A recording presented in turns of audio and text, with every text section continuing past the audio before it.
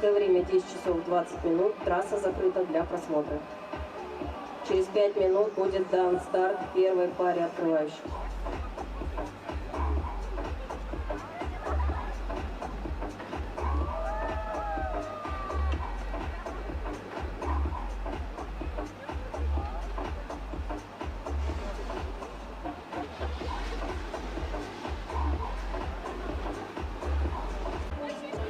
Здравствуйте, дорогие друзья, и добро пожаловать на вторые зимние международные спортивные игры «Дети Азии».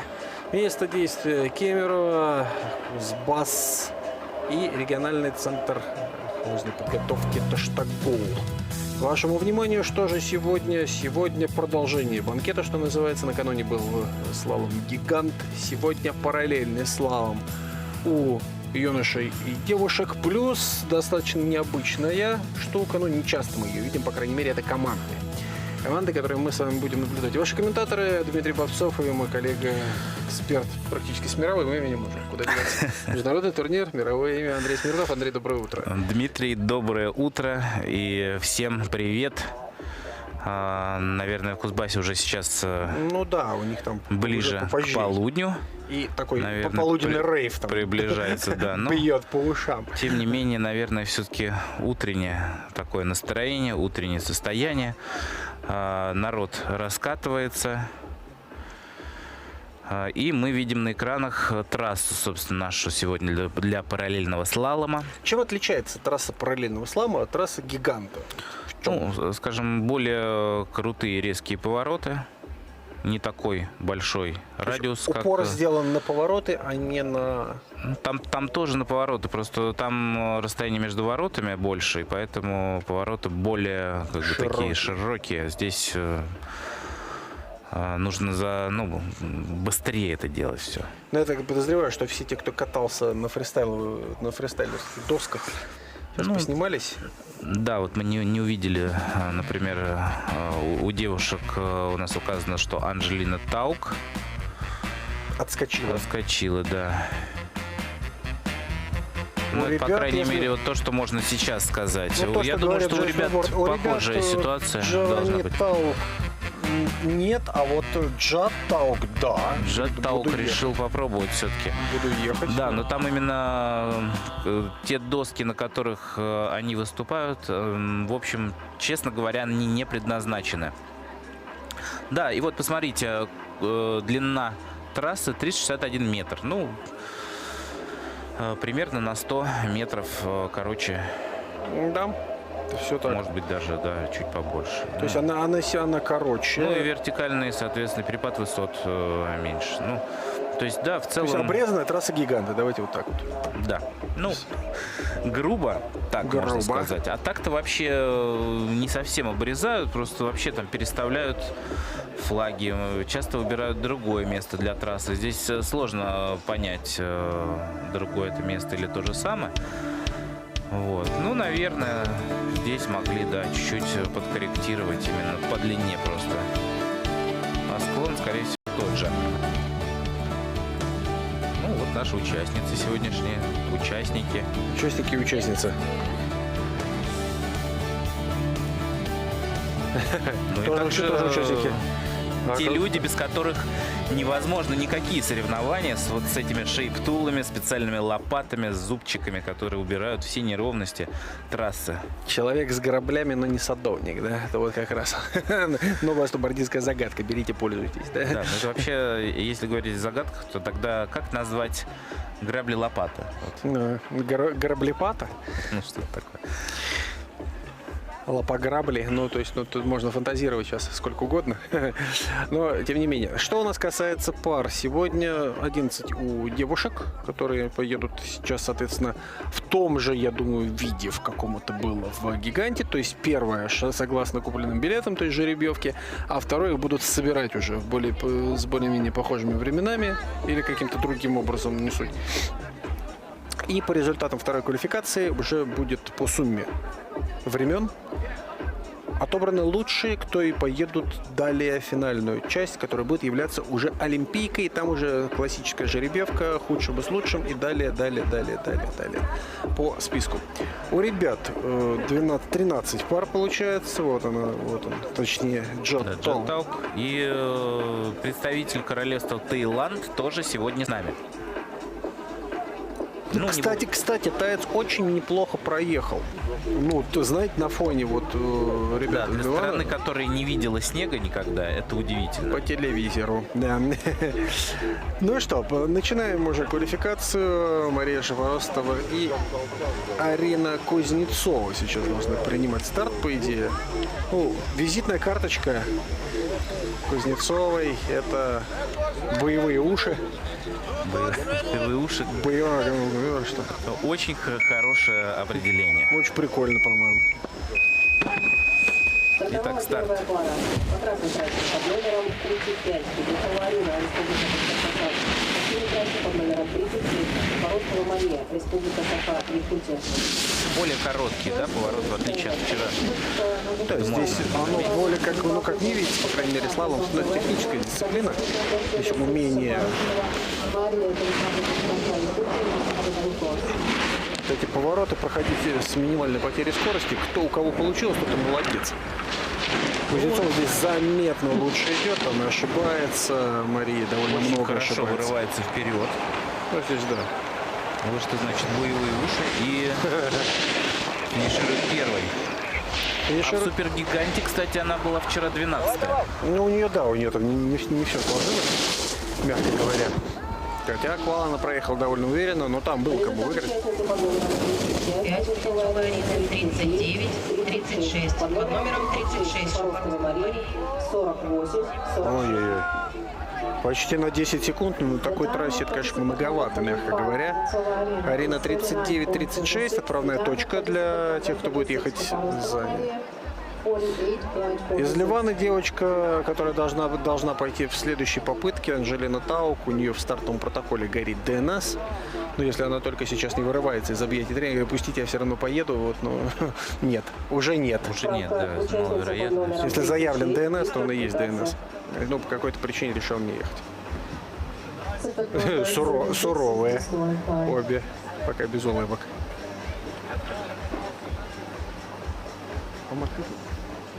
Помашите. Оператор молодец, хоть как ты Подсказка. растормошил. Подсказка. Улыбайтесь.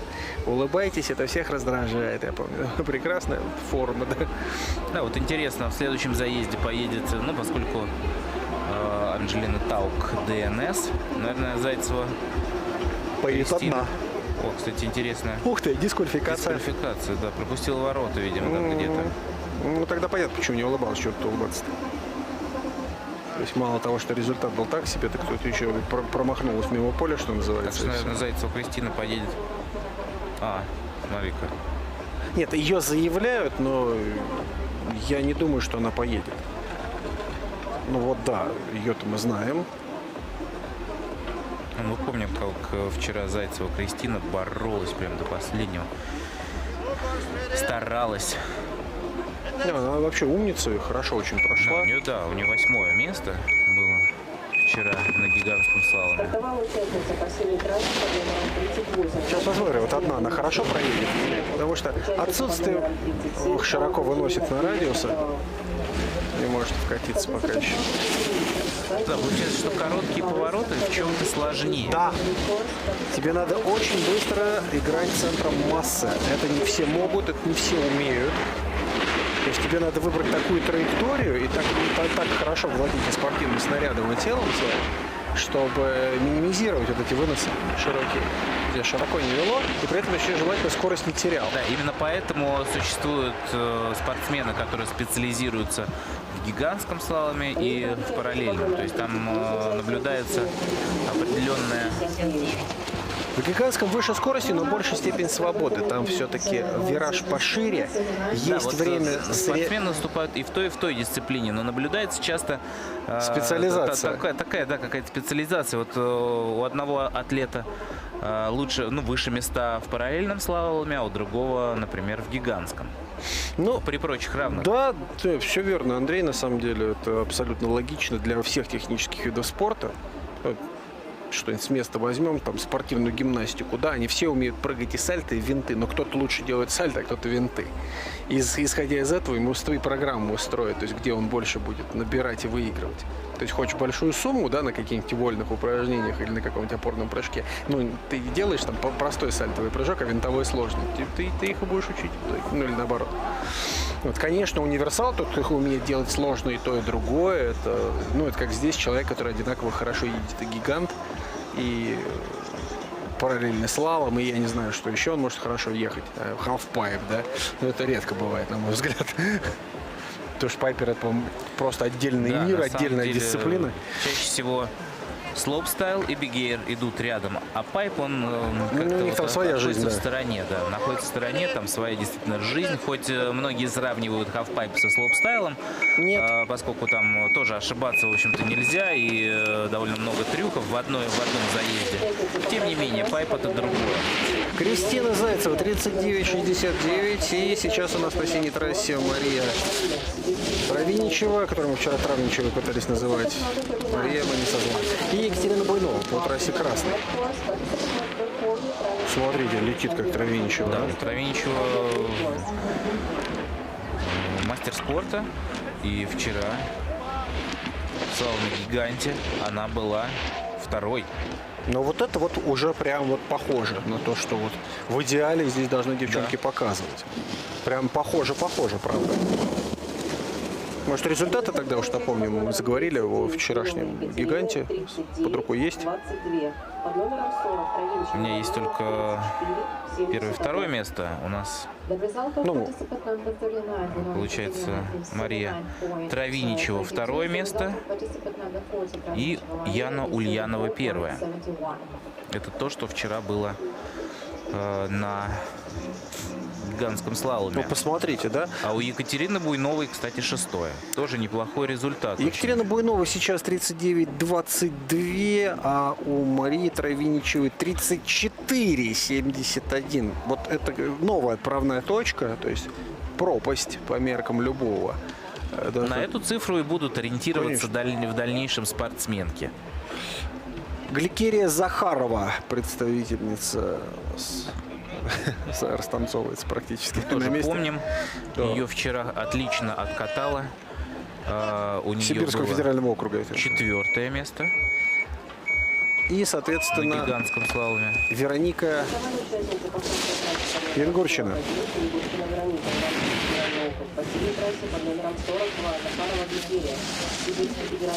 Опа. Ошибается Вероника сильно. Не знаю, пропустила она там флаг или нет. Если не пропустила, тогда еще все не так плохо. Если пропустила, все очень плохо. Но вроде продолжает. В любом случае, молодцы девчонки. Такая дисциплина динамичная, мощная, скоростная. Важна очень серьезная силовая, в том числе, подготовка.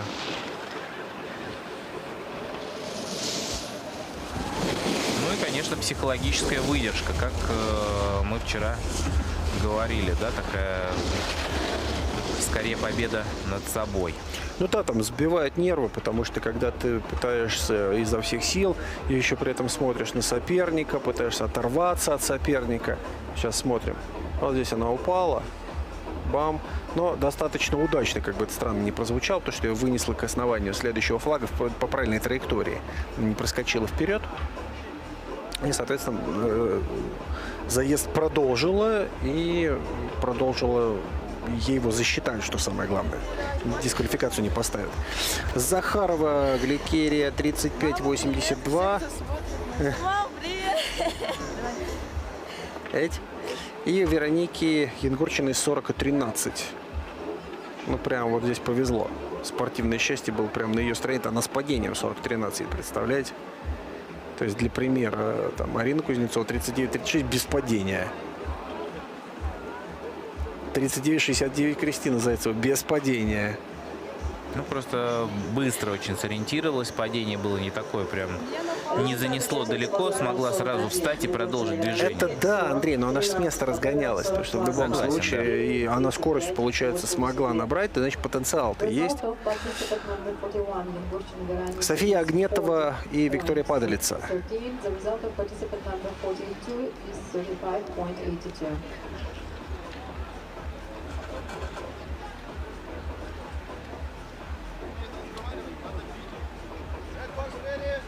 Внимание. Готовятся спортсменки.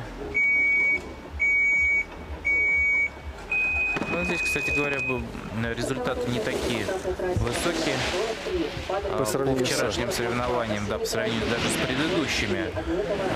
предыдущей парой.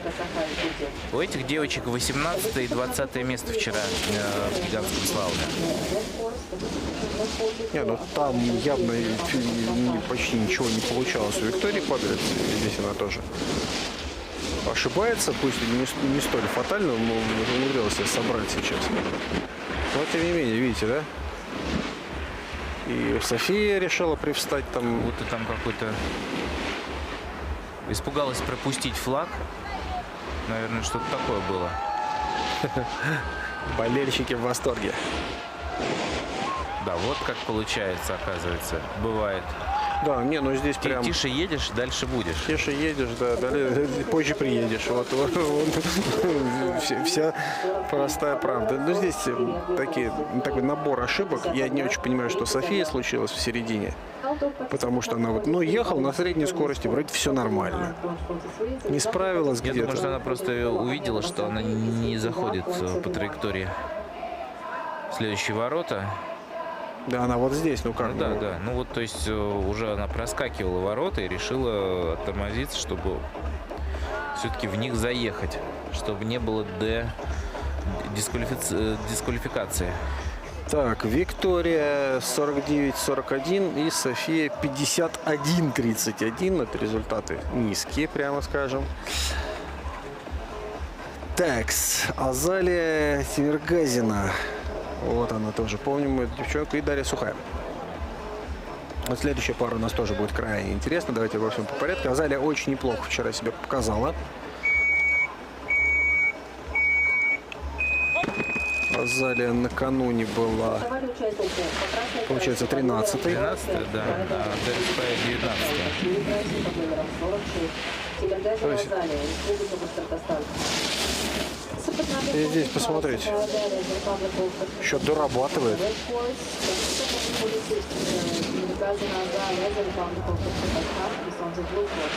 Очень неплохо идет Азалия.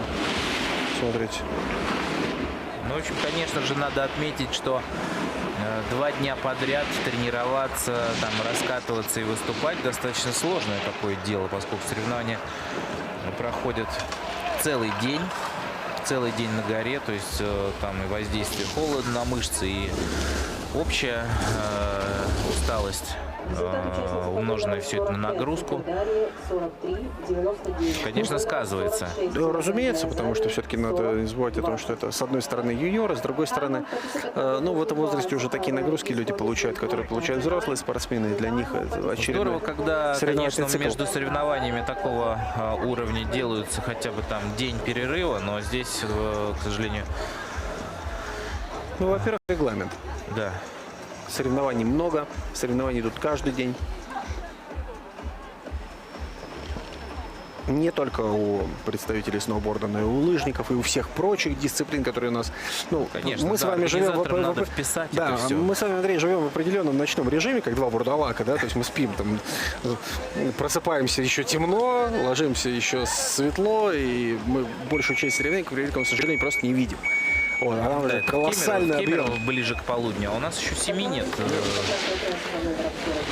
Колоссальный объем информации мимо нас проходит, к превеликому сожалению. Василиса Рудакова и Яна Ульянова, вчерашняя чемпионка.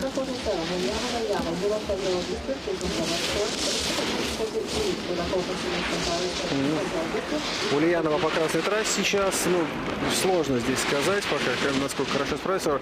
Василиса пытается ее настигнуть всячески, тоже очень неплохо. Опа! Ошибка. Выносит, но справляется.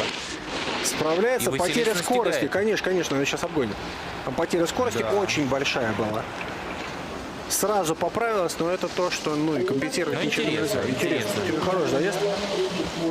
Вот прям подтверждение, Андрей, ваших слов. Очень редко ездит хорошо и параллелку, и гигант. Одинаково. Очень редко.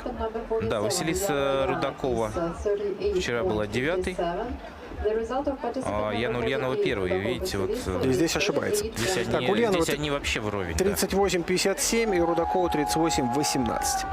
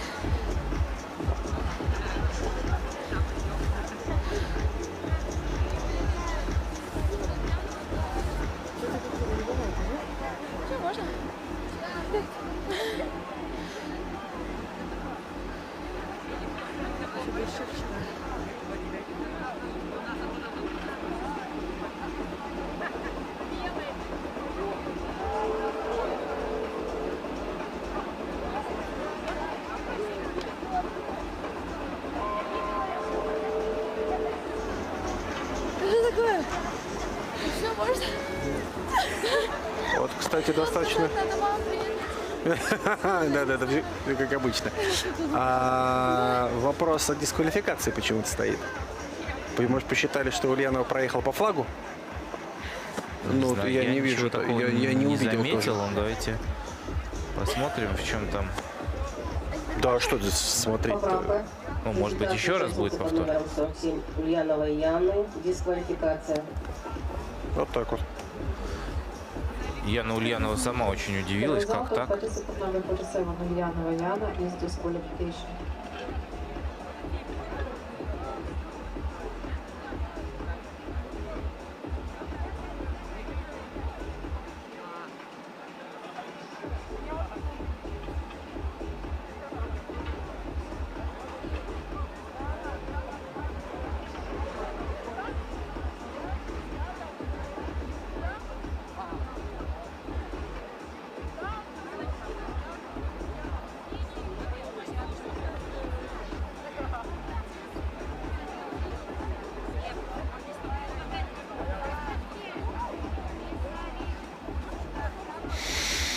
Ну вот и улыбку прямо сдувает. Понятно, что владеть эмоциями в этот момент довольно тяжело, потому что это значит только одно: для нее соревнование закончено. Она вторую как ни проедет, у нее результат ни с чем не суммируется. Квал 2. За что? Андрей? Ну, я думал, что должны нам как-то... Ну, может мы быть, пояснить, да? спросили у наших коллег, сейчас ждем ответа с той стороны. Пятый флаг снизу не прошла ворота, промахнулась. Ну, на экране не было видно. Ну да, возможно, где-то там судьи. Ну, судьи вряд ли бы сказали, это просто Конечно, ключевое слово. конечно. Здесь не тот случай. Но вот поскольку она удивилась, мы видели, как она удивилась, наверное, и сама даже этого не Не заметила. заметила, да. Вот, так, вот в это я, кстати, охотно верю. Потому что спортсмен ее уровня, ну, здесь, на этом уровне, где все примерно находятся, она, ну, вчерашняя чемпионка игр детей Азии. Что она промахнулась по флагу, это, конечно, может быть, такое всякое бывает, но на ее уровне скорее редкость. Жаль. Мария Котова и Мария Григорьева. Две Марии. Кто быстрее? Пока что Котова подкрадывается как раз, оправдывая фамилия, так мягенько, на мягких лапах к финишу. Марии Котовой вчера был 5-й результат. Воу, Вот, там вообще... там Марию Григорьеву в склон прям так закладывает. Да, как-то там сорвало прям очень Вот там она, жестко. она плохо упала на лицо. Так. сейчас. Ну, я думаю, что пока что это смаковать его никакого удовольствия, безусловно, но ее прям... То есть падение, когда ноги здесь вперед вылетают, если руки подобрал, то есть больно, но не страшно, когда тебя в бок Чуть уносит. больше половины девчонок уже проехало, и у нас 2 дисквалификации. Ага, и 1 ДНФ. Под номером 49 Григорьева Мария не финишировала. 1 И ДНС, 1 ДНФ еще. 1 и ДНС, 2 ДНС. дисквалификации и 1 ДНФ. Это пока, вон, видите как.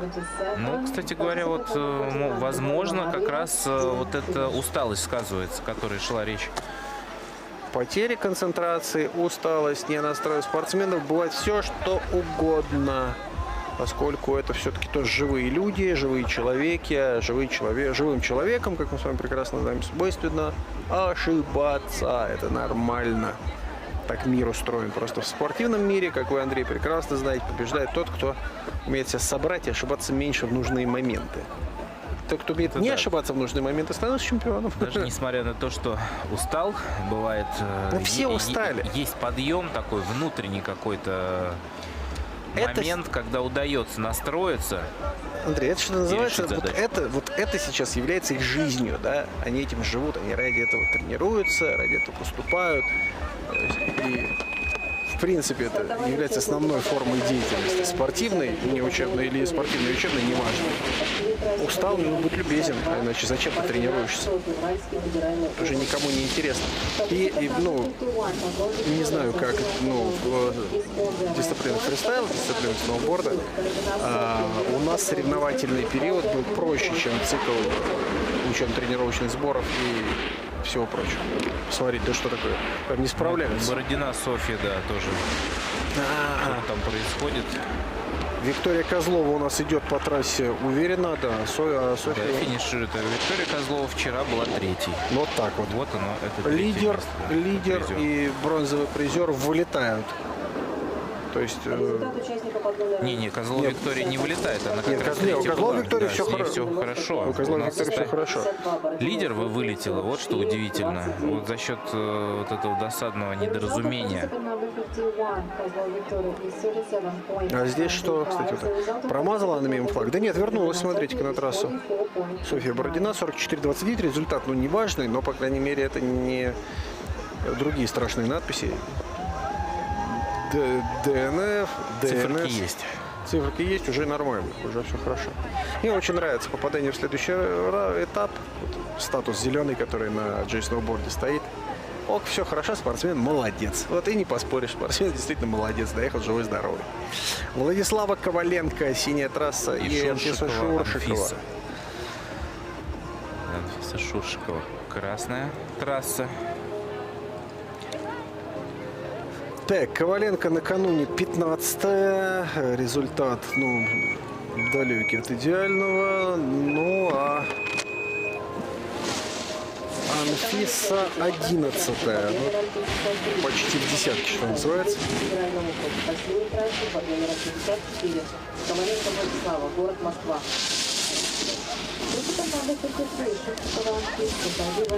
У нас следующая пара будет 6-е и 7-е место, то есть которые одна с другой вчера финишировали, условно говоря, по времени. Ну, вот интересно будет посмотреть на борьбу. Ну, посмотрите пока, как Анфиса уезжает. И Да, время, Анфиса ну и время, кстати, отрывается. и время будет очень даже неплохим. Очень даже неплохим. Ну, конечно, я далек от мысли, что это будут секунды Марии Травиничевой, которая там просто жгла напалмом. Ну, даже близко никого нет. Нет, есть, ну, Гликерия Захарова 35-82, вот она в секунде, но все-таки секунда, не 5, да?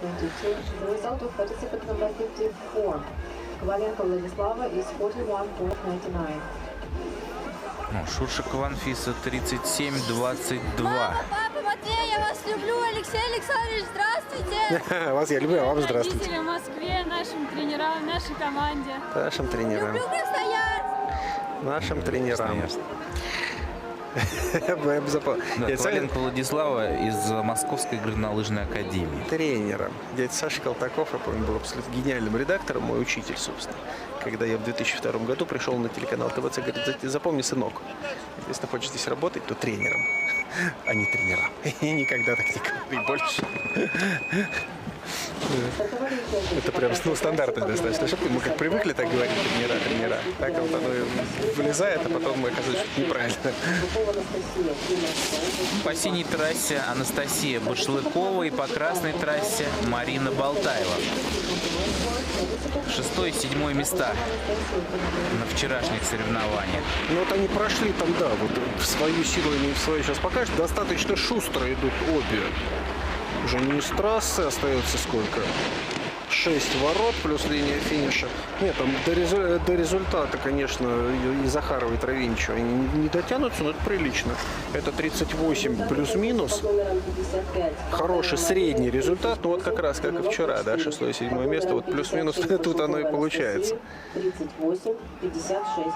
38-56 Башлыкова и 38-94 Болтаева. Марина, ну, нормально, вполне себе. А вот сейчас, кстати, интересно, во вторую квалификацию девчонок будут запускать всех по жеребьевке или те, которые ДНС и дисквалифицированы, или ДНФ, они ехать не будут. Ну, впрочем, посмотрим. Сейчас, да, чего гадать? Чего гадать? Женская квалификация 1 закончилась. Дальше у нас, ну, по логике мужская квалификация 1, ну и далее по списку Да, все квалификация в 2 общем, плюс финальная как часть. вчера, плюс-минус.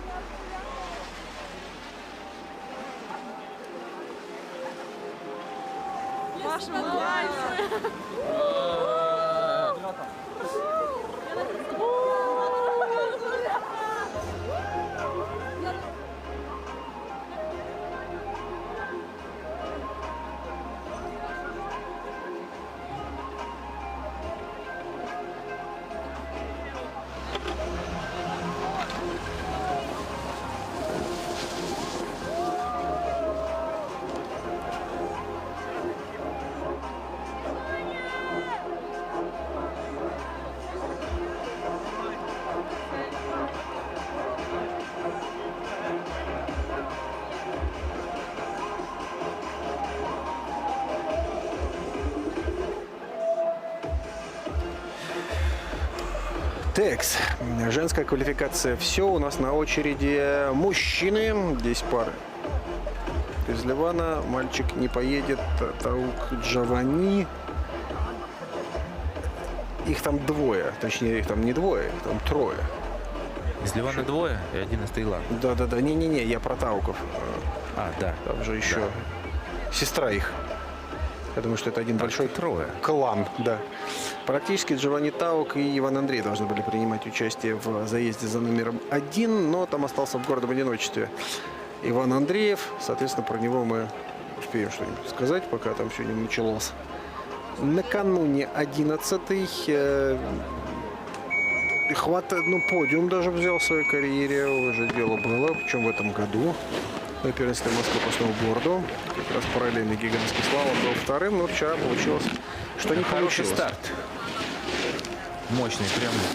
Хорошо идет. Надо вот это еще тонус мышечный держать до конца маршрута. Сбивает. Да, флаги прям такой агрессивный стиль. Очень агрессивно идет. Те части, которые можно. Раз. И раз. Ну, класс. Динамично. Очень динамично. Слушай, хорош. Хорош. Здесь, конечно, но скорость и сила немножко другие по сравнению с девчонками. Очень другие. Поэтому и прохождение смотрится совершенно и Просьба по-иному. участнику под номером 52 Андрееву Иванову подняться на перестартовку. Что-то пошло не так. Перестартовку дают, а как он Да, сейчас дает поедет? перестартовку. Может быть, стартовал раньше времени. Или А как он что-то. раньше времени из ворот выйдет, прошу прощения? Он не закрытый. Телеметрия заела? Может, кстати, да, такое может быть. Тогда что он не должен сработало на самом верху. тогда он должен последним ехать, потому что сейчас его на второй заезд запускать, он дышаться ему надо. Если вы сразу По идее, заставляете сейчас да, ехать, по это идее, неправильно. после прохождения всех участников он должен выйти на перестартовку. Ну, сейчас посмотрим, как там будет. Ну, вообще дублирующая система. Ну, скорее всего, нет, потому что это очень долго ждать, пока он поднимется. А на старте уже другие ребята разогреваются. Конечно. Ну, конечно. Вот когда он поднимется, тогда его и запустят. Так, как вчера, по-моему, у нас с Зайцевой Кристиной был такой же, такой же было. момент. Она не в конце стартовала Её свою снесли, перестартовку. да, её когда её вот снесли. как поднялась, так и... А что не так? Ну, я не очень понимаю. Участник под номером 52 Андреев Иван. Просьба подняться на перестартовку. Ну, его вызывают на перестартовку, да. То есть, понятное дело, что его зовут обратно наверх. Но сейчас он ехать не должен, просто по логике.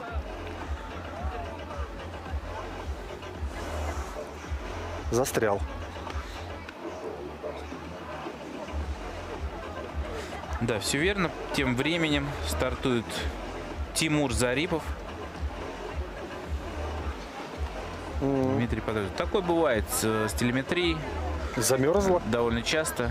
Ну, или просто зацепили, там, допустим, она зафиксирована, например, на каком-то штативе, она же должна считывать. Зацепили, антенка там как-то не сработала. Погнулась. Да. Сова унесла. Или внизу что-то случилось. Ну, это, как правило, это или случайно кто-то наступил, или кто-то влез куда не полагает с кривыми руками. Это тоже бывает. Тимур Зарипов и Дмитрий Подольский. На красной трассе под номером 53 Кемеровская область, Кузбасс. Россия, трассе под номером 50. Собственно, Дмитрий Подольский. Вчера у него было серебро в гигантском слаломе. Идет по красной трассе.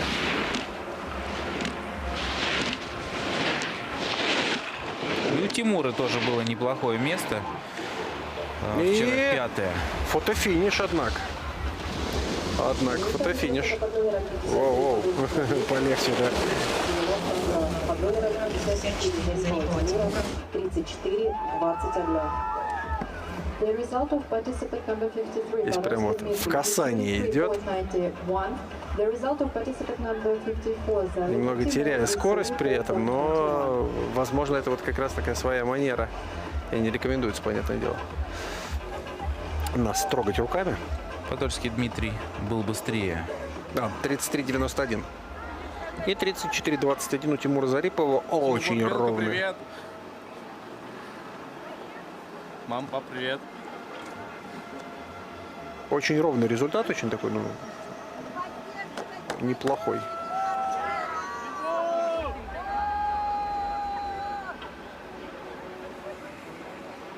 Георгий Башуров по красной трассе и Илья Шмурзин. 6-е и 7-е места вчера. Шмурзин, наверное, все-таки.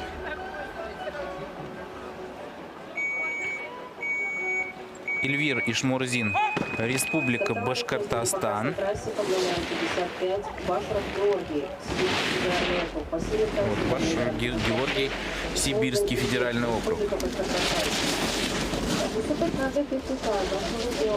Башарова прям выкидывает сейчас с трассы. Да, какая-то там тоже была несостыковочка. Вылетел за пределы чуть-чуть.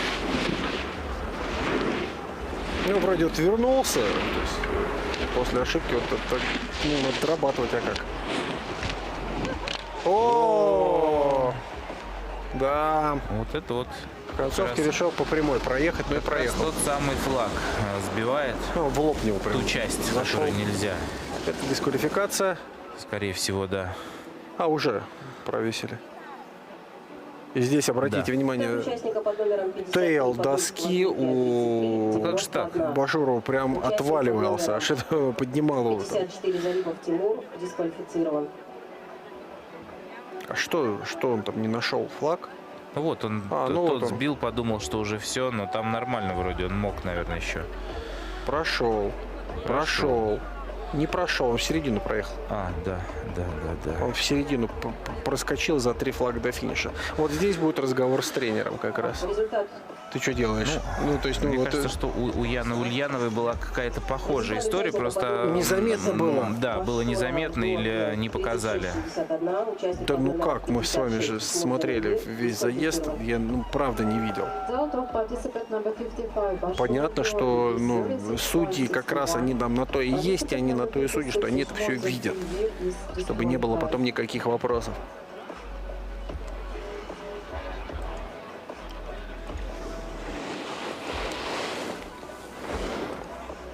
Глеб Бушков и Илья Хуртин сейчас принимают старт. Вчерашний чемпион в параллельном гигантском слаломе.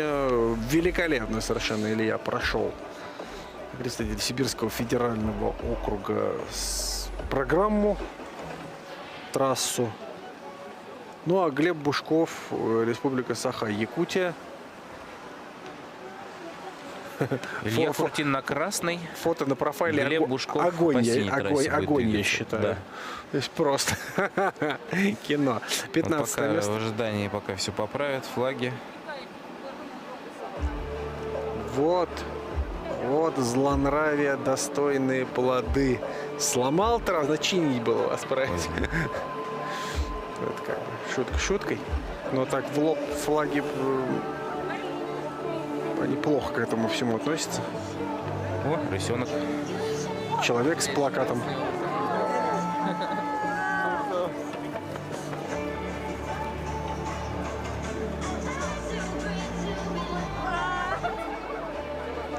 Творчество.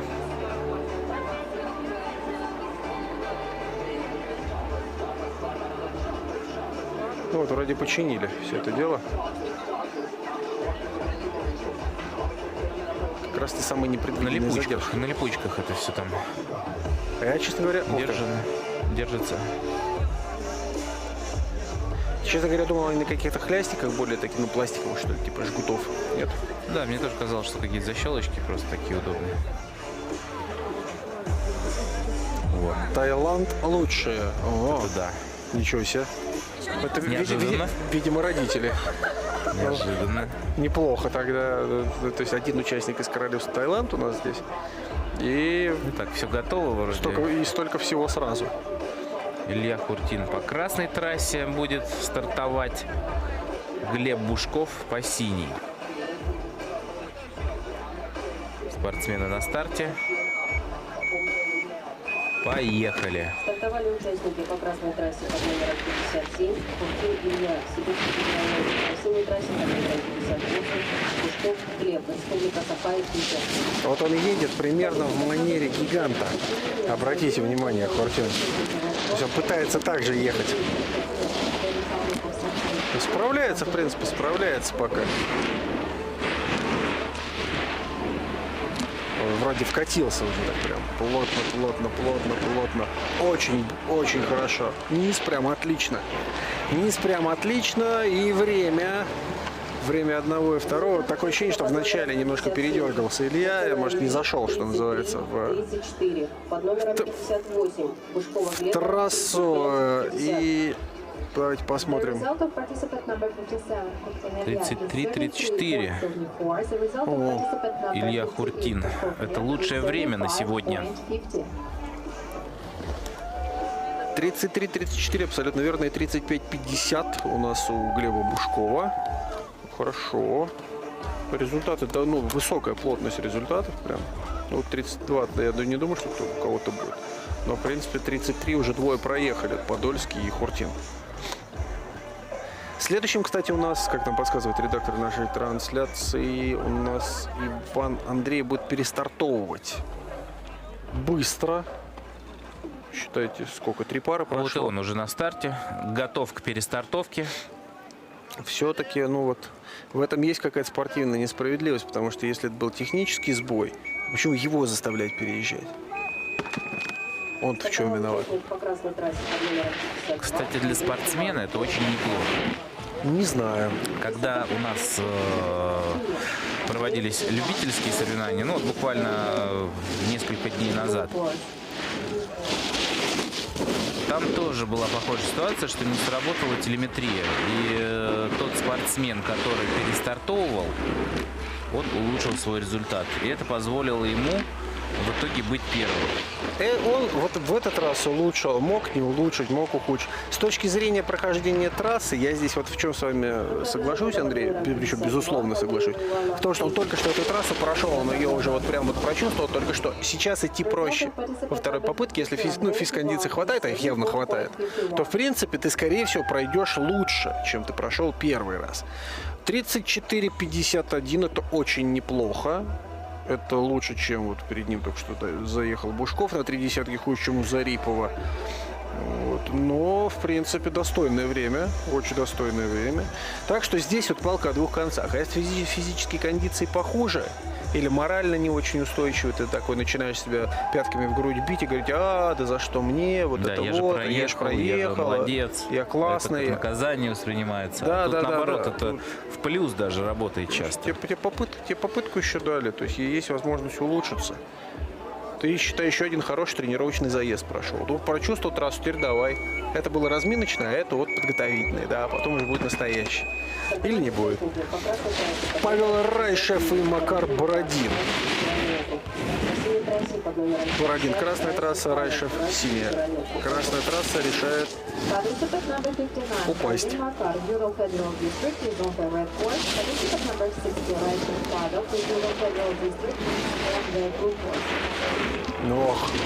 Ох, вот тоже болтает, обратите внимание, прям. Вот накопившаяся ошибка, сейчас во флаг приехал, отползает от него, обратите внимание. Сейчас Павел, система, что... Не, все, не прошел. Это ДСК, а это прохождение все-таки будет засчитано. 39 ровно. Да, Но... Макар Бородин упал только в самом начале. Ну да. Кто-то там Результат участника под номером не пошло. А место-то у него вчера накануне было третье. То есть это бронза на гигантском слаломе.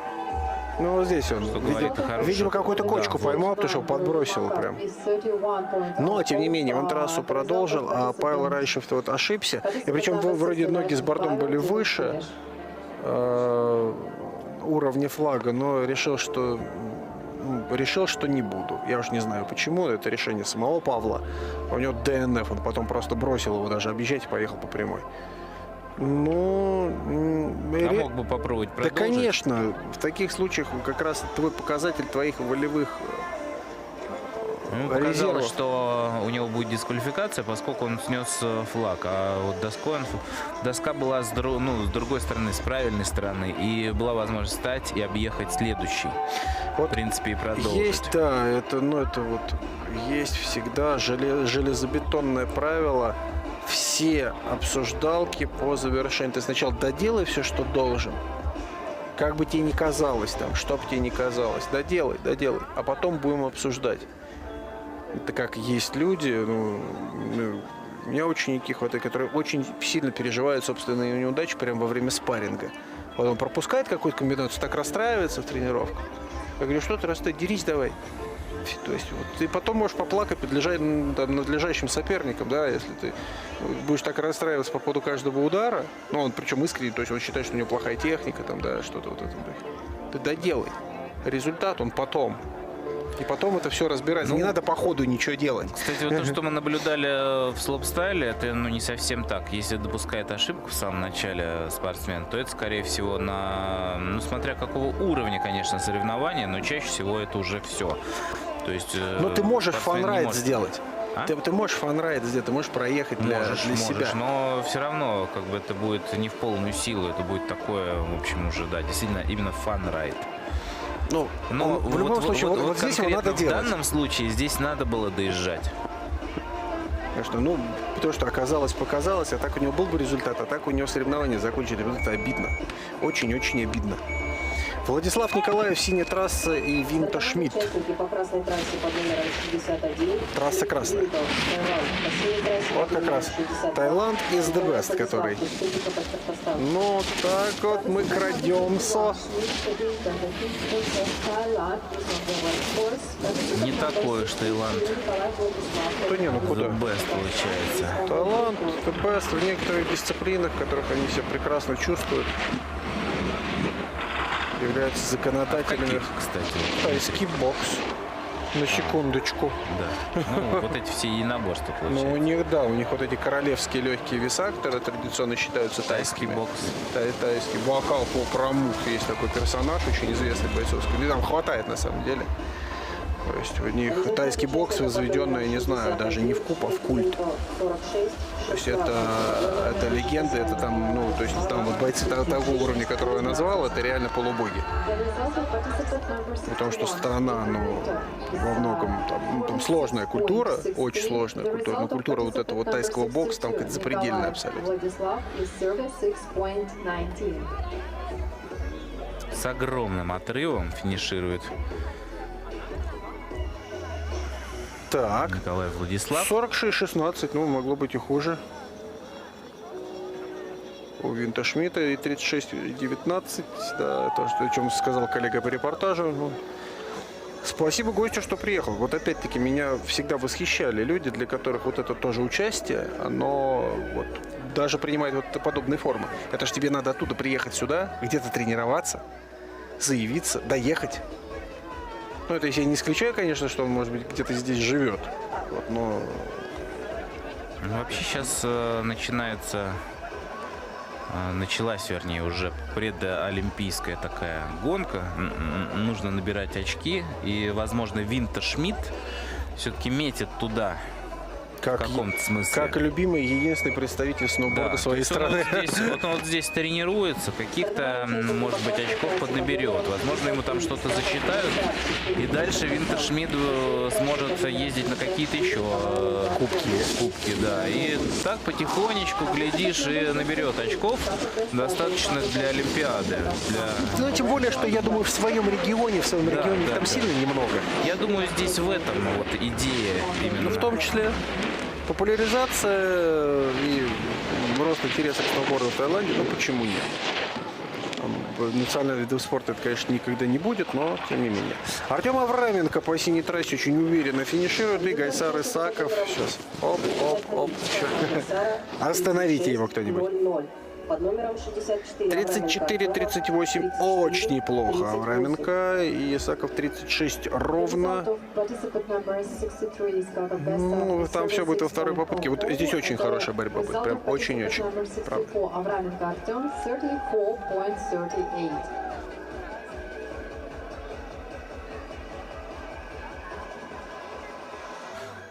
Передаю привет матери и всем своим родным людям. Всем привет. Я вас люблю, ребят. Классно съездил.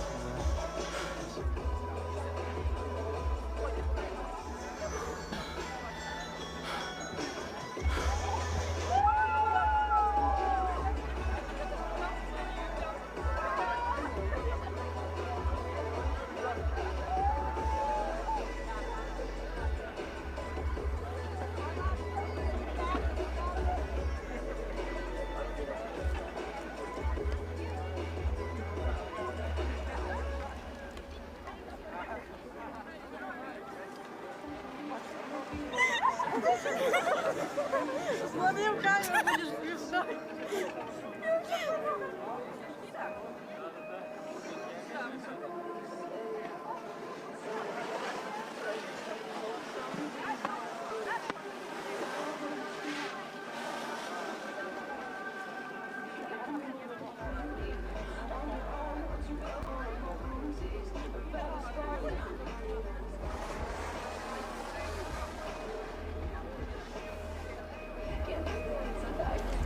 Вот мы сейчас успели с Андреем Смирновым побеседовать, что с точки зрения именно соревнований не только как вот дисциплины, набор очков, подготовки к Олимпиаде, нужно подчеркнуть, да, недостающее вписать. Здесь это с точки зрения медиапиара и, в принципе, как поступка, да, вот, то есть приехал не куда-нибудь, а в Сибирь. В Сибирь, туда, зимой. К медведям. К медведям, да. Вот, Привезет наверняка фотографии со снегом, с настоящим, как он там соревнуется, стартует, и будет локальной действительно знаменитостью. И это такой момент, который у них в стране может спровоцировать такой вот подъем интереса к этому виду спорта. Виталий Рыбаков, давай, застегивайся обратно. Молодец, вот. Никак не можешь попасть на нервике пока еще. Да сядь, конечно, да. Андрей Курохтин у нас уже закончил, а Виталий Рыбаков там пока боролся. Нет, никак не получилось. А вот здесь, что называется, вот здесь, к сожалению, к превеликому, то здесь сделал все, что смог, но по ходу крепления полетело. Участника под номером 65. Ой, как жалко. Курохтина Андрея, 35. Курохтин 35,90. Под номером 66. Вот мы с вами успевали, ну, уже какой день вместе работаем, вторую неделю, так, на секунду. Да. Часто ли ломается крепление, я вас спросил в один из первых дней. И вы ответствовали, что в принципе редко. Довольно редко это такое, в общем. Это, видите, он пытается застегнуться, пытается раз стегнуться, два стегнуться, никак у него не получается. Но при этом сверхнагрузки, конечно, помноженные на минусовые температуры, часто все-таки к этому приводят. Там сейчас температура довольно противная, там плюс 5. Вот. И при этом снег минусовой, тяжелый. Ну, в такую погоду вот не должно. Какие-то, может быть, механические части могут. Усталость материала банально. Сам пластик, наверное, нет. Ну как нет? Он как Пластик все ломается. Все-таки проверку проходят. Что-то там может развинтиться. Вот именно от вибраций. Ничто не вечное. Резкие вот такие, как мы видим, повороты. Бывает, что развинчивается просто крепление. Да. Там не то, что какая-то проблема, не то, что сломалось, а просто не застегивается так, как должно застегиваться, и не держит ногу. Надо подкорректировать, подкрутить, просто какой-то винт там вышел из своего паза, и все, и не держит. Александр Турченко прямо вот пока превозмогал, здесь, наверное, самое точное это определение. Иван Павлюченков там аккуратно так достаточно проходит трассу, а Александр поторопился по ощущению в начале, и едва это не стоило. Ну, Александр молодец, здесь финиширует первым. Вчера был четвертым.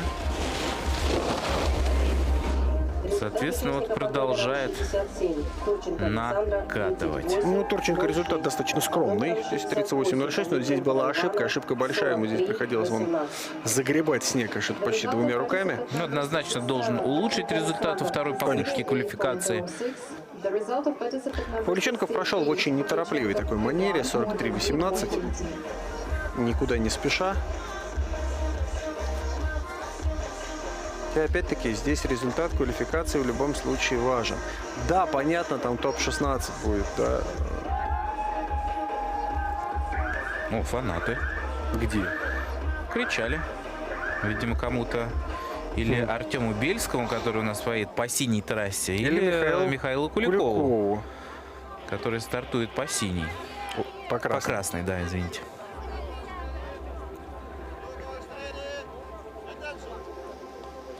Все на английском, кстати. Да. Зачем? Народная же ставка. А, в этом смысле. Помимо регламента должен быть и здравый смысл. Это вот мое личное мнение, никому не нравится.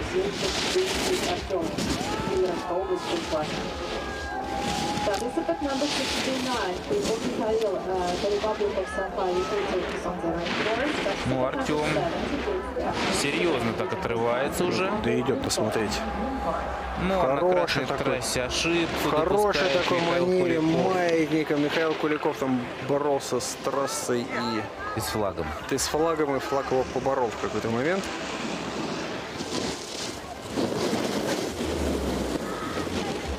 Но вот то, что нужно делать. Ну, вот это уважение.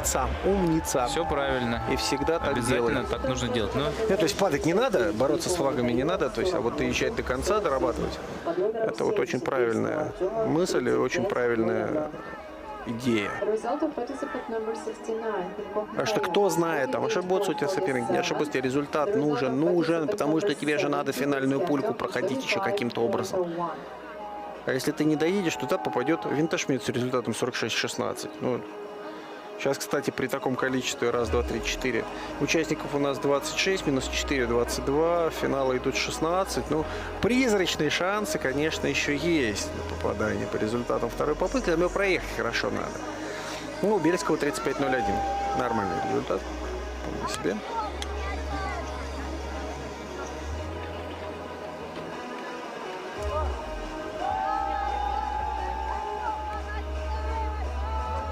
Следующая пара — Михаил Пнев и Артем Плеханов.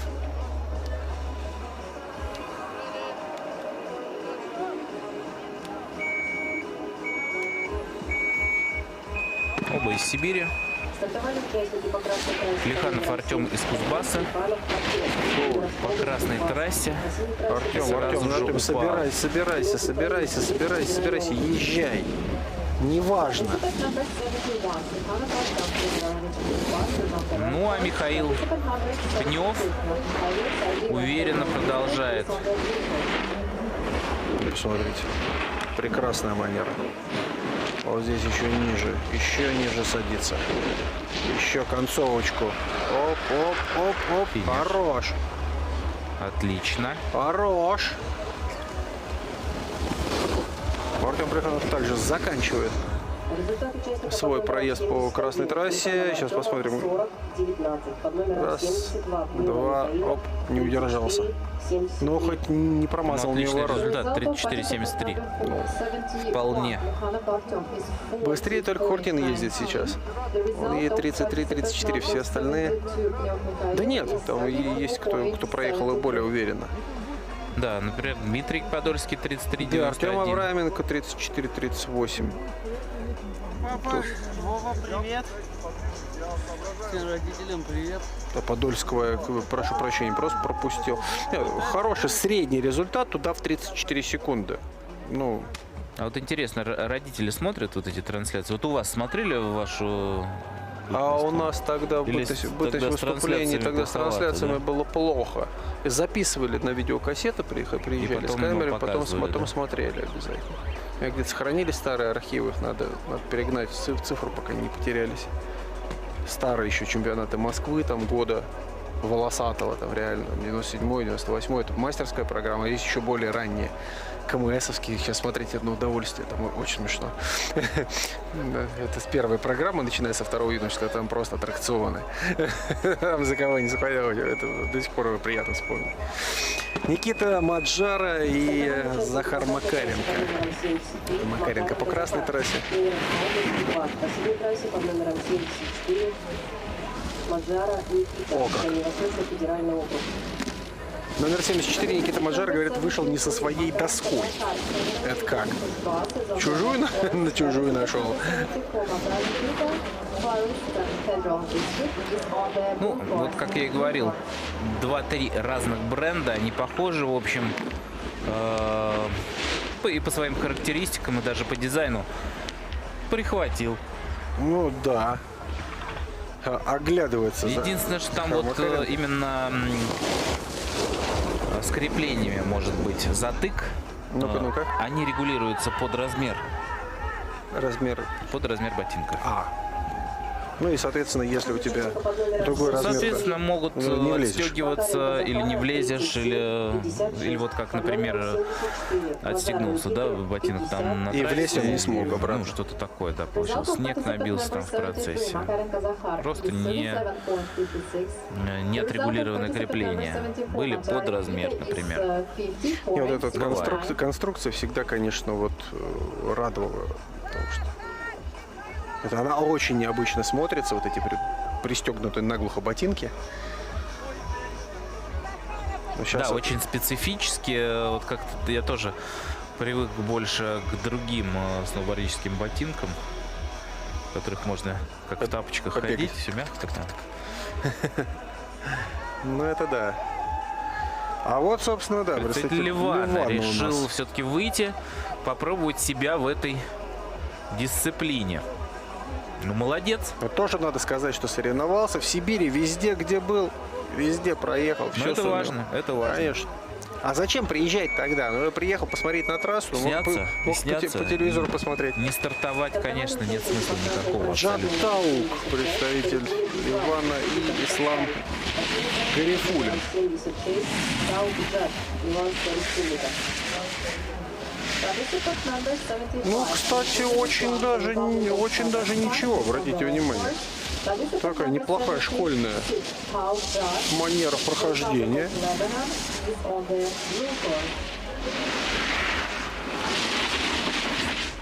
Ну, опять же, да, вот. Смотрите, смотрите. Видно, какие вибрации у доски. И, в общем, она не совсем для этого, понятно. Но, тем не менее, молодец. Трассу-то проходит, не Пока паникуя, без ошибок. без падений. От начала до конца, ну, молодец, доехал, проехал. Красавчик. Красавчик. Же есть, как водится, да.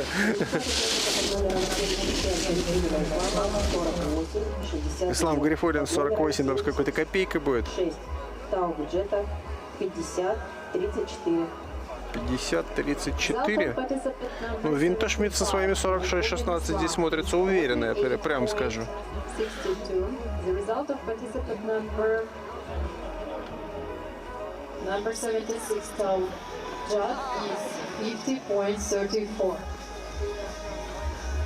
Ну, молодец же. Срослось. Не зря приезжал, потому что уже неплохо.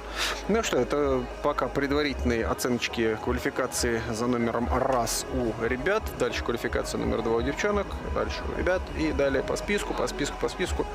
Пока у нас небольшая пауза.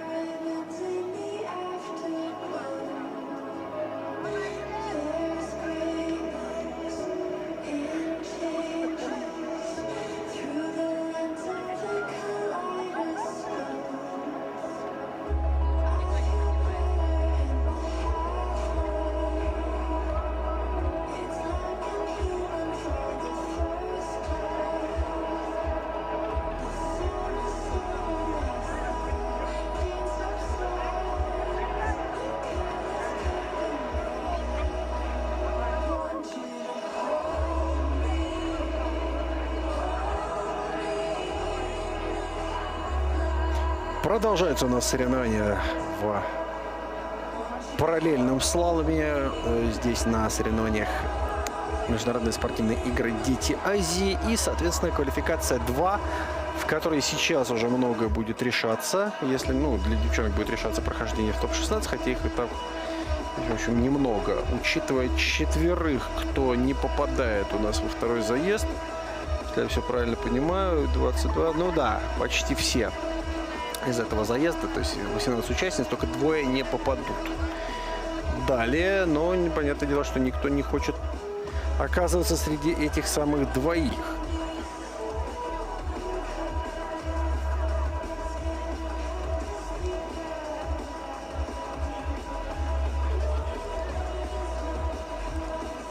И вот у нас квалификация. И вот обратите внимание, не стали в пару сводить ни Софию Агнетову, ни Софию Бородину. Их такая по отдельности, обратите внимание, протокол, да, запустят по красной трассе. А где же логика? Ну, то есть, если они утеряли своего партнера по первому заезду, партнершу в данный момент, то получается езжай одна. Ну, у Софии время очень скромное, 51:31 у Софии. Они могли просто выбрать эту трассу и все. Вот. Как Ну и показавшие в паре лучший результат. И все. Вот так. что? И поэтому туда вторую принудительно Ну да, поставить не вторая, могут. Да, её нет. Не хочу, да. Стартовала участница по красной трассе под номером 44 Агнетова София. Агнетова София. Республика Саха-Якутия. И первое время очень уж скромное было. Прям вот максимально скромное. Ну, это такой костюм красивый, женский Вот такой. так-то да. Ну, новичок пока еще, конечно. Второй разряд. Надо Ничего тоже- страшного, все впереди, можно наверстать и показывать уже отличные результаты в дальнейшем. Да, конечно, здесь Хороший старт, тоже, можно сказать, в карьере уже международный старт, попробовалось. конечно.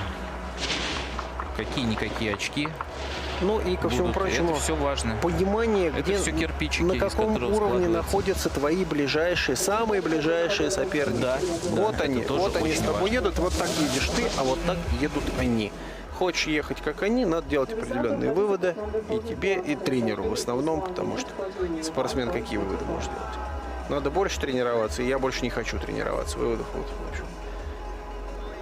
Потому что процесс подготовки, методология подготовки, он про это не должен думать.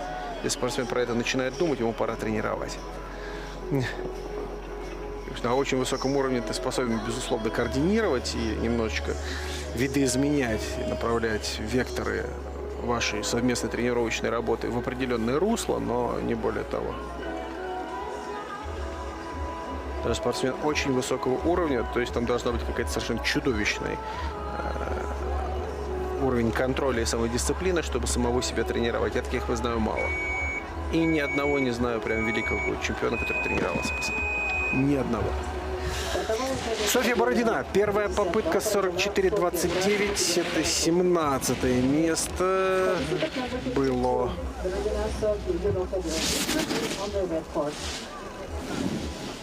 Эх. Там Ну, никак пока, да. ошибочка.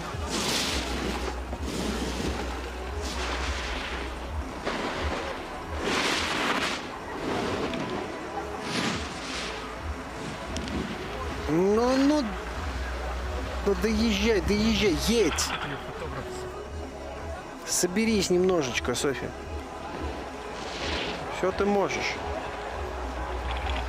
Нормально. Пару ошибочек. Ничего страшного. Результат будет. Бородиной Софьи. Минута 28:75. Это общий результат двух попыток. Я смотрю, даже с учетом ошибок, вот примерно в свое время 44-46. Здесь видно, над чем работать. Видно, куда стремиться и к чему это все должно привести, если все сделать, так сказать, правильно. Ну и здесь у нас Виктория Падалица и Владислава Коваленко. И у одной, второй условно, да, у Виктории откровенно попытка не получилась. 49-49 это плохое время. Здесь хуже был такой Агнетовой.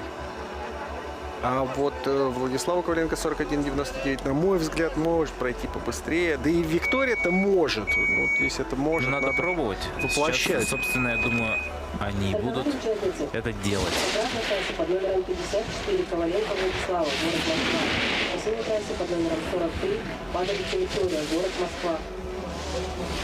Participants now versus before Коваленко Владислава, Moscow is on the red course. Participants now for Падалица Виктория, Здесь вообще многим девчонкам не хватает вот этой отработки руками. У них, да, она руль держит впереди, не работает.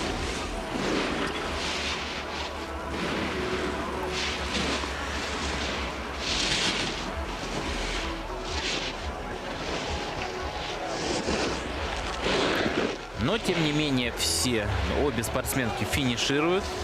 Ну да. Нормально, ошибок, в общем, таких грубых не было. Владислава от минута 24:01. А это значит, что они участвуют в общей борьбе за выход дальше. Так, время бы посмотреть. Так, Коваленко 42.02, даже похуже немножечко прошла. А Вика прибавила капельку, 47.75. Смотрят родители. Если твой ребенок выступает, я смотрел бы в любое время, клянусь.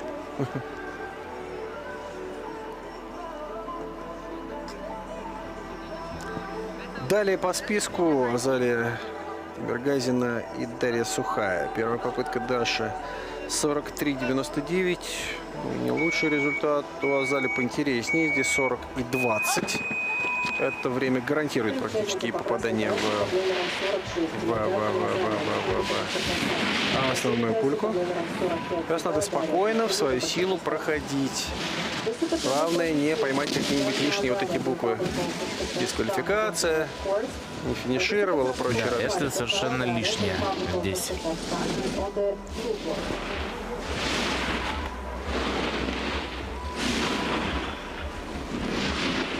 Это там фотограф лежал? Покопался, видели? Да. Вообще так лежать на трассе, это так себе идея. Ну, произойти может действительно все, что угодно. Скорости большие, канты острые, спортсменки могут вылететь. И спортсменки не нервные. Непредсказуемые могут быть последствия. Ну, это профессиональный риск, если хотите, потому что, чтобы снять действительно хороший кадр, приходится... Знаете, как есть правило подводной съемки.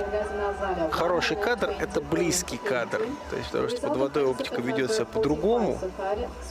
Среда агрессивная, преломление света другое, поэтому если хочешь красиво. Портретная съемка морского конька. Да, портретная съемка, скажем, мурены, да, вот Да, оно, это, конечно. оно морской конек-то ладно, вот куда-нибудь к барракуде лезть поближе или к мурене, это, ну...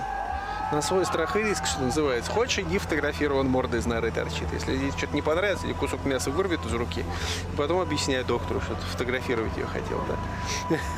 Ну, это вот кроме шуток. Здесь это те же самые профессиональные риски. Хочешь хороший кадр, будешь близко. Потому что он, ну, действительно, там очень-очень вкусная позиция, лежа, прям по диагонали смотришь на спортсменок. Другое дело, что тебя может, как бы, ну, поломать нафиг, если она на тебя упадет. Виктория Янгурчина по синей трассе. Кристина Зайцева по красной. Оценки, кстати, Дарья Сухая 44-27 и 40-60 у Тимиргазиной. Participant number 38, Zaitsev Kristina. From Bar Cathedral District on the North Shore. Participant number Вероника пока вырывается. Обходит на одни, вот сейчас уже на двое ворот. И удержать. Скорость спокойно. И чуть-чуть прибавить сейчас. Да, здесь Кристине просто важен результат по времени. Это в дальнейшем уже будет на выбывание. вот так, кто быстрее. А Пока время, пока в секундомер, тем более, что сейчас пока не попадает Виктория Падалица и София Агнетова, но у них результаты совсем уж пока скромные. Здесь 37-53, ого, 2,5 секунды. Янгурчина у себя выиграла по сравнению с первой попыткой, но это много, это очень много. Ну и Кристина Зайцева, стабильность признак мастерства.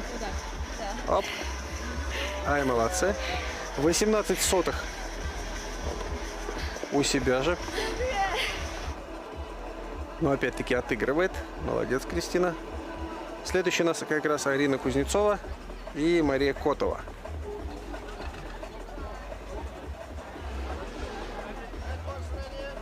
боевые. Да-да-да, боевые уши.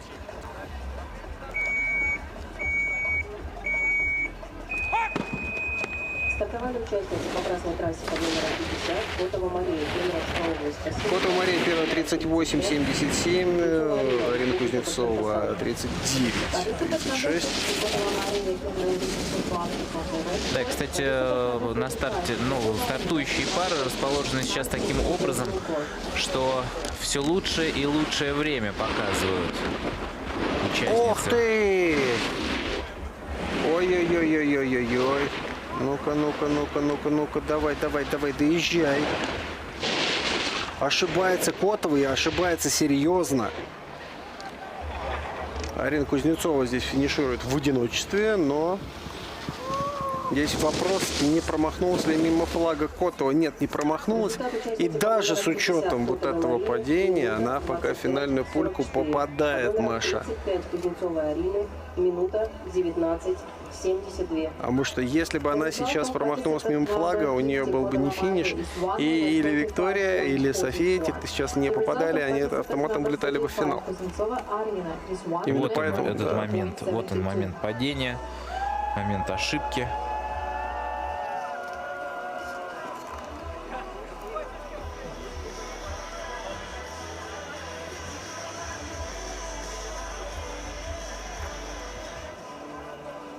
Ну, все мысли уже понятны не здесь, потому что, ну, девчонки, их тренеры все прекрасно понимают, прекрасно умеют складывать и вычитать, даже не глядя в протокол, прекрасно понимают, что здесь тебе надо просто пройти, вот просто пройти, чтобы оказаться в финальной пульке, а дальше там уже будем решать, кто первый, кто пятый, а кто 16-й.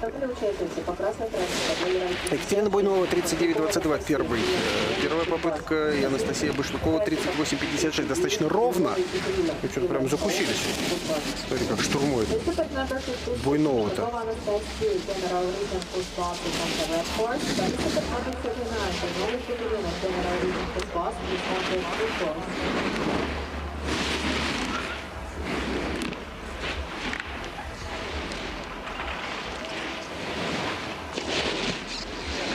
Прямо как финал, обратите внимание. И Хорошо, финиш. Хорошо. А здорово же. Здорово. Вот это уже попытка с прицелом на финальные заезды, тем, чтобы понять, как ты будешь ехать. Как ты будешь ехать, если есть претензии на место выше 10-го. Молодцы, прям девчонки сейчас показали очень хорошую такую работу, если хотите. Result of participant number 56, Башлакова Анастасия, is 1 minute 16.97. Буйнова 38-57, 38-41. Очное противостояние здесь выигрывает все-таки Башлыкова. Естественно, финал обе, ну, финальную часть обе. До финалов тут еще прилично. По времени.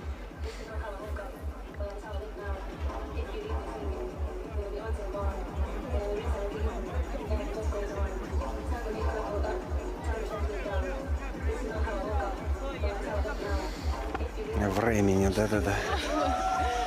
О, рядышком. Ну как рядышком? 80-х. Пококетничать прям сам Бог велел. А что еще делать после финиша? Конечно. Можно улыбаться. Конечно. Операторы, фотографы, все. Все на тебя смотрят, это классно.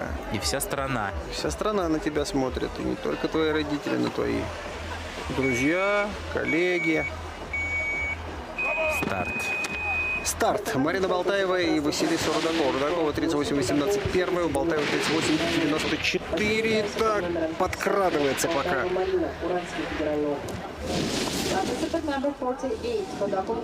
Ох, как заложила. Болтаева, да, Далеко. выкидывает аж.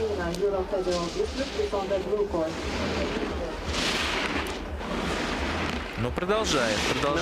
И еще одно падение. Что такое не везет, как с ним бороться? А хочешь, не хочешь, ехать надо. Здесь нельзя сейчас руками сплеснуть и сказать горе, ну все, огнем. Успокойся, Марина, спокойно доедь. Вот сейчас кажется, уже торопиться кто-то из парней некуда. все равно так делает. Гарь, ты все равно. Это, ну как бы, это объяснимо, но это неправильно. Это неправильно. Понятно, что хочется плюнуть, как бы, и обидеться в этот момент на самого себя. Ну да, имеешь полное право. Даже можешь так сделать. Смысл какой? Ведь легче стоит в этот момент? Нет. Ты себе потом 20 раз напомнишь, что я не доехал, я сидел и ныл. Вместо того, чтобы закончить соревнование, еще в финале побороться, ну, упал баба, другие проблемы. Ну, здесь прям не справляется. Понятно, что там еще и мы с вами, ну, нам с вами удобно, да, здесь сидеть. Тепло, хорошо, мониторы хорошие, девчонки красивые катаются. А это еще и больно, такая склон-то приложиться на секундочку. А когда ты раз упал, два упал. Да, но тем не менее, несмотря на эти падения, очень похоже, что Марина Болтаева пройдет дальше. Ну, запаса должно, по идее, хватить. Так, Козлова, Захарова, это следующее уже. Так, Василиса Рудакова, Болтаева 48-67, да, там хватило. И 39-94 там с запасом. И Виктория Козлова по синей трассе. Гликерия Захарова по красной. Уже сильные девчонки у нас на старте с хорошими результатами в первой попытке квалификации. Ну да, И особенно- у обеих хорошие результаты во вчерашнем гигантском слаломе. Захарова не справляется сейчас не то с нервами, не то с трассой. Раз подошиблась, два серьезно уже ошиблась. Пытается накатить. Вот третья ошибка подряд. Да что ж такое-то? Неужели такие вот нервы?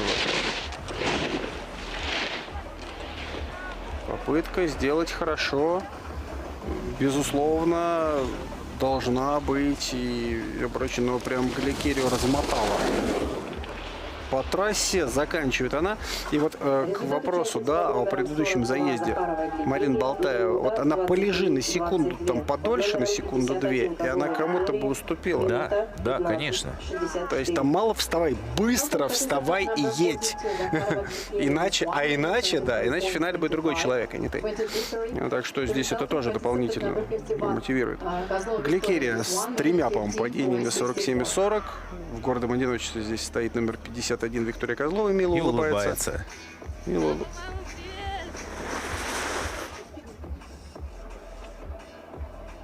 Ну и заключительная пара у девушек здесь те, кто. Шуршикова Анфиса, которая очень неплохо прошла, 37-22, прекрасное время. И Мария Травиничева, лучший результат попытки 1, почти гарантия попадания в финал, но осталось проехать, 34-71. Красная трасса, следим внимательно за обеими девчонками. По синей трассе под номером 53 Шуршикова Анфиса, Сибирский федеральный округ. Participant number 4, Travinicheva Maria Saidina, is on the red course. Participant number 53, Shurshikova Anfisa Saidina, is on the blue course.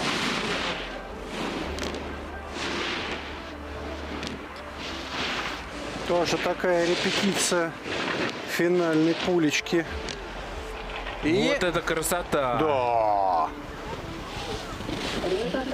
Травиничева буквально на последний вираж, она хуже прошла, она здесь видно, что экономила немножечко, но все равно вот это личное противостояние, очное, это еще и девочка вы такой посмотреть, нет, давай я все-таки первый сейчас приеду. 36-14 Травиничева и 36-42, плюс, результаты падают, потому что мы же не сказали. Трасса-то тоже устает, по ней, считайте, два набора уже. Спортсмены прокатили первую квалификацию, сейчас вторая, она разбивается. Да. Смотрите, как интересно. Анфиса Шуршикова улучшает свою попытку. Первая была 37-22, вторая 36-42. Да. А Мария Травиничева, наоборот, ухудшает аж на 2 секунды с Мне лишним. кажется, что сейчас Маша не ехала в полную силу, вот правда. Экономила. Это было видно, потому что она, когда в концовке увидела, что проигрывает, она прибавила внизу. Не сказать резко, там за 6 ворот, но прибавила. И очное противостояние она здесь выиграла. Ну что, у девочек квалификация все, соответственно, у нас есть результат квалификации, и не попадает у нас только те, кто были дисквалифицированы, и София Агнетова плюс Виктория Падалица. Остальные 16 девчонок в финале.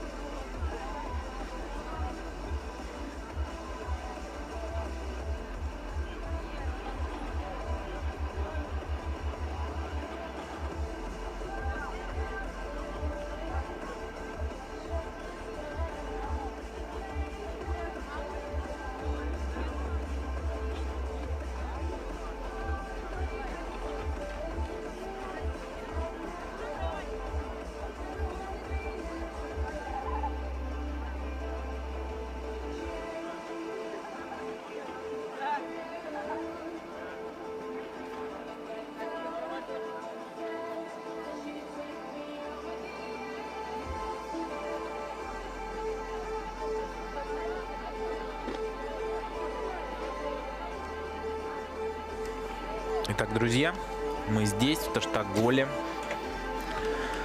Сибирь, недалеко Шерегеш, классная природа, и сегодня здесь проходит параллельный слалом.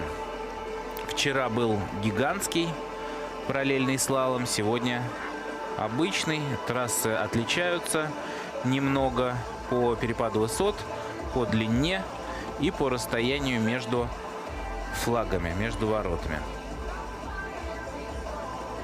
Ну, а сейчас вторая квалификация у парней. У мужчин. ребят, да, у ребят, юниоров. 26 участников, минус 4, 22, соответственно.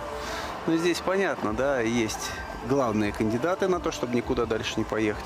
Ну, как ни парадоксально, это помимо, ну, Джета Таука, который прошел довольно прилично, ну, по крайней мере, в своем стиле. Еще Никита Маджаров, который 50-69. Ну, тут хватает. Стартовал участник под номером 75, Гарифуллин Ислам, Республика Татарстан. О,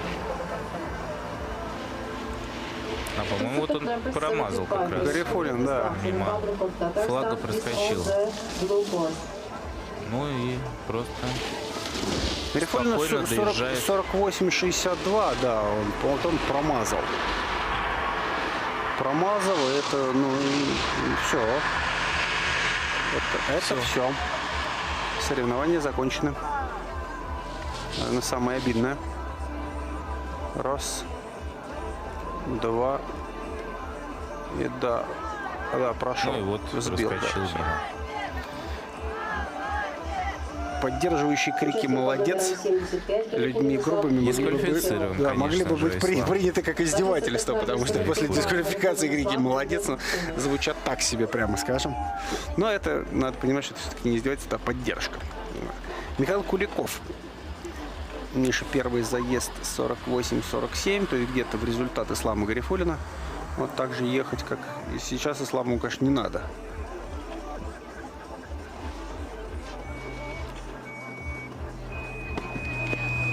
И оба, кстати, по синей трассе идут.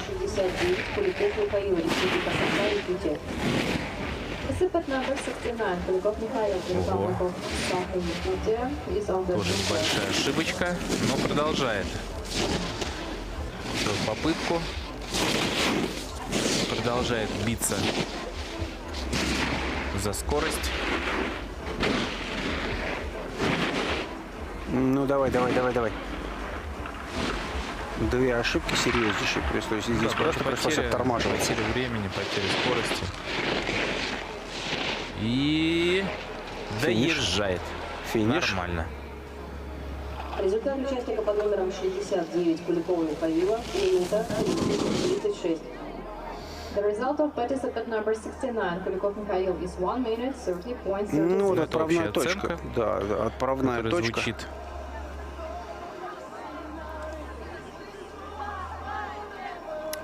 Вторая попытка у него получается 41-89. То есть на фоне себя он прошел просто хорошо. Ну там были, видимо, ошибки падения. Там явно было падение. здесь? Здесь тоже оно было. Вот, но, Да, но здесь он быстро справился с этим Да, здесь и скорее продолжил. таки по марке, да. А там у него он совсем не здорово ехал. Винта Шмидт и Никита Маджара как раз во. Винта Шмидт по синей трассе, представитель королевства Таиланд, и Никита Маджара по красной. Не представитель, Дальневосточный федеральный округ. королевства Таиланд. Королевство Таиланд и Дальневосточный федеральный округ. Погнали. Стартовали участники по красной трассе под номером 74. Маджара Никита, Дальневосточный федеральный округ. По синей трассе под номером Допускает ошибку 61, Винта Шмидт и, по-моему, Таиланд. Но он так мимо ворот. проскользил. Пролетает. Сейчас посмотрим. Сейчас посмотрим. Participant number 61, Thailand, on the blue course. То есть он не может просто, вот если спортсмен проскочил мимо ворот, мимо флага, он не может он пропрыгать вверх при всем желании. Вот, Да, мы уже если доехал вниз, то все, виллы. даже если 2 сантиметра проскочил, не может он вверх прыгать. Как бы того не хотелось. Как бы не хотелось, да. Результат участника под номером Это вот как раз 74. самая обычная штука правила соревнований. Так, смотрим. Оп. Участник под номером Оп, 61 сел и Шульгин поехали. выиграл Здесь-то ладно Ильичевым. еще. Да, не видно. The result of participant Скорость number сильно 74, упала. Nazar Nikita is 1 minute Ну да, вот он 0.2. завалился. Participant number 61, Schmidt Dmitry, Непонятно. finish. А, ДНФ, ну все. Тогда все. Тогда все понятно. Так, у нас есть еще один ДНФ в компанию к Исламу Гарифуллину. Никита 39-33, но вот это куда интересней. Куда интересней, чем то, что он показывал. Если бы не первый результат 50-69, можно было бы говорить о том, что там есть заявочки, претензии. У нас получается 3 старта, 3 проезда. Вот сейчас было уже и 2 ДНФ из них. Ага. По синей трассе надо смотреть, может там что-то уже не так, потому что они все, ну, то есть ошибка и Куликова, она пока там по же. синей трассе Артем Плеханов. А по красной Джаттаук. Вот третьи ворота, вот я вам клянусь, третьи ворота, там же ошибка абсолютно. Такое бывает. Мы это наблюдали на похожих соревнованиях, в том числе и на чемпионате мира. Трасса бывает разбита. Вот в Бакуряне была разбита трасса, была плюсовая температура, и спортсмены вылетали в одном и том же Ну, месте. там каша была просто уже. Там... Да, ну в общем и целом это похожая история. Ну, такое бывает. И даже с учетом этого. Именно поэтому Артем Плеханов доезжает неплохо. показавшему лучшее время предоставляют возможность выбирать трассу, показавшему лучшее время в квалификации, в том числе поэтому. Результат участника под номером 76 Таук Джета 1:43:51. Под номером 71 Джаттаук прошел хуже, 53:17. Против выступления Артема Плеханова 40. Чувствуется уже усталость такая у ливанского гостя. Конечно. Все-таки накат не такой серьезный. Накат небольшой, тренировок не столько, привычка не та, ездить по много, да и возможности не те, я думаю. Где Ливан и где сноуборд. Вот так-то.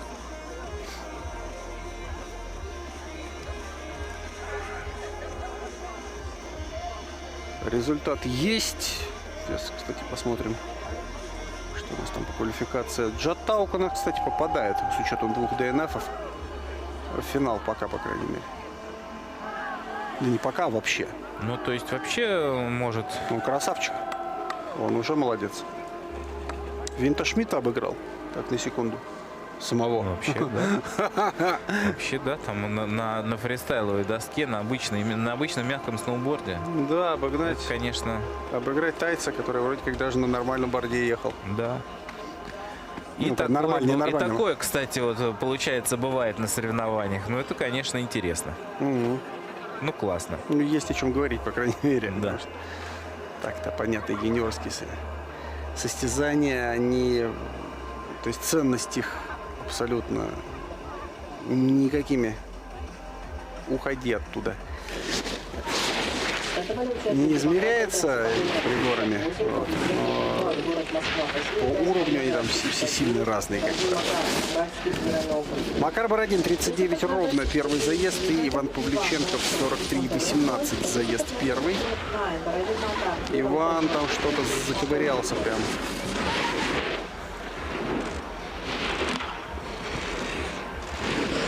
Ну, а Бородин Макар прилично так обходит и вообще даже не думает останавливаться. И В очень финиширует хорошем стиле, всё так, знаете, спокойно, быстро. В очень Резво. хорошем стиле.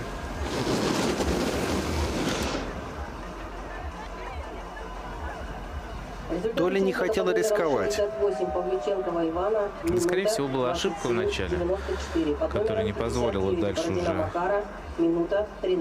Не, я к тому, что Андрей, он не стал в итоге нагонять, догонять, что-то придумывать. Он уже доехал, когда ехал. Просто в силу того, что...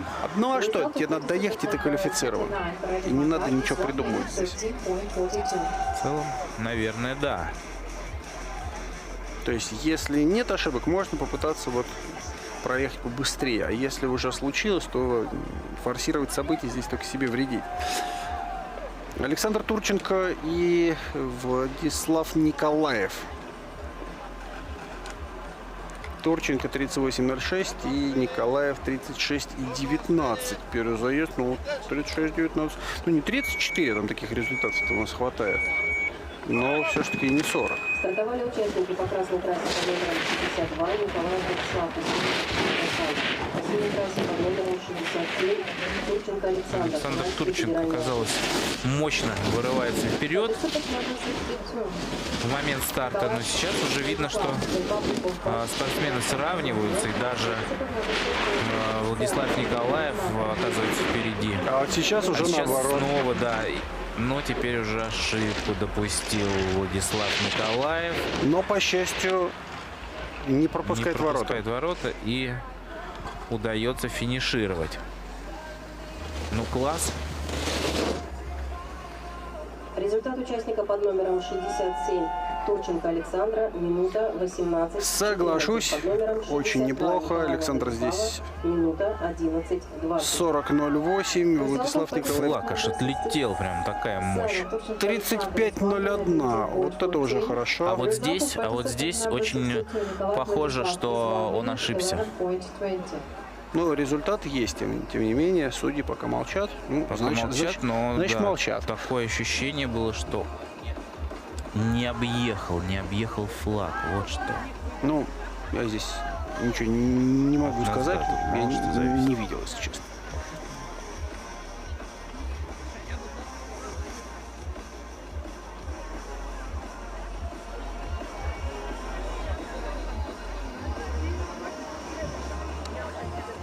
А вот теперь, судя по всему, послушали. Так, смотрим. Да. Да, и видно. Флаг И он видно не вот объехал. он этот момент. Не объехал, и вы правы. И здесь хорошо замедленно видно. Это дисквал. Да, к превеликому сожалению, Александр Турченко здесь дисквалификация. Участник под номером 67 Турченко Александр дисквалифицирован. Participant number 67 Turchenko Alexander is disqualified.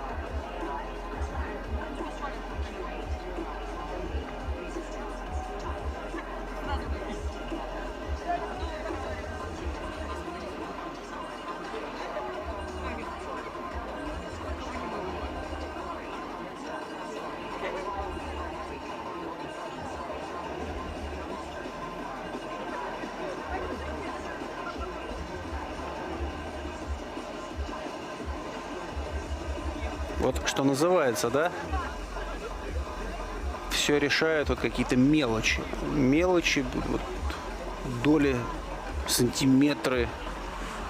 Проезд, вот честное слово, мы вдвоем с вами не увидели у девчонок вот этого, когда промахнулась мимо ворот. Так и здесь. И лично я не углядел у Александра Турченко промах мимо флага. На повторе видно, что там как раз он между стойкой. Очень близко. Очень влез с другой стороны. Влез с другой стороны. Так что да, вот, к сожалению, Александр Турченко был в предыдущем заезде дисквалифицирован. Но у нас на старте Захар Макаренко на синей трассе. С результатом 37.56 в первом Глеб заезде. Бушков по красной. 35,5 предыдущая оценка. Ну, вы посмотрите. Предыдущее время. Ровненько. И это уже хорошее время. Ровненько. Вот это уже уровень. Уже прямо да. Все в своей технике. Все. И финиш. И красивый финиш. Хорошо. Хорошо. Это такой равноценный заезд. Начинаются уже репетиции финальной пульки. Они прекрасно понимают, что сейчас чем выше у тебя место будет, тем меньше шанс у тебя попасть на какую-нибудь Хуртина в первом круге, с которым тяжело бороться. Можно, конечно, но тяжело. У меня, говорит, правописание страдает. Оно хорошее, но почему-то страдает. Помните, да? Мультик про Винни-Пуха. Правильное писание у Леонова. Ну, Винни-Пуха. Страдал. Захар Макаренко 36.64 улучшает свою попытку. Глеб Бушков 36.81 немного ухудшает, но в любом случае сейчас пока у них попадание в следующий этап. Да, и очень ровная попытка. Макаренко там, конечно, прям концовку выгрыз на морально-волевых. Георгий Башуров на 36.61. То есть туда примерно. И человек, который выбрался из 36, почти выбрался из 35, 35.01. Артем Бельский. Красиво. Да.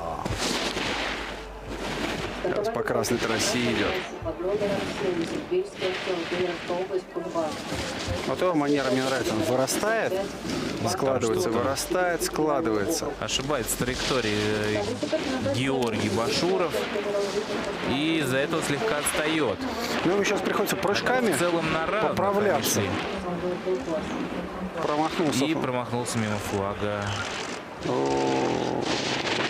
Ой-ой-ой, от беда. Бельский Артем, к А у сожалению. Бельского хороший результат-то был. Ой-ой-ой. Ну, в любом случае, за всех обидный, за Турченко и за Шмидта. И посмотрите, как шел-то. Что там произошло? Не понял. Раз, здесь все хорошо. А, здесь... Вот он. Ой-ой-ой, Просто... в траекторию не попал. В траекторию не попал, но вот такое бывает.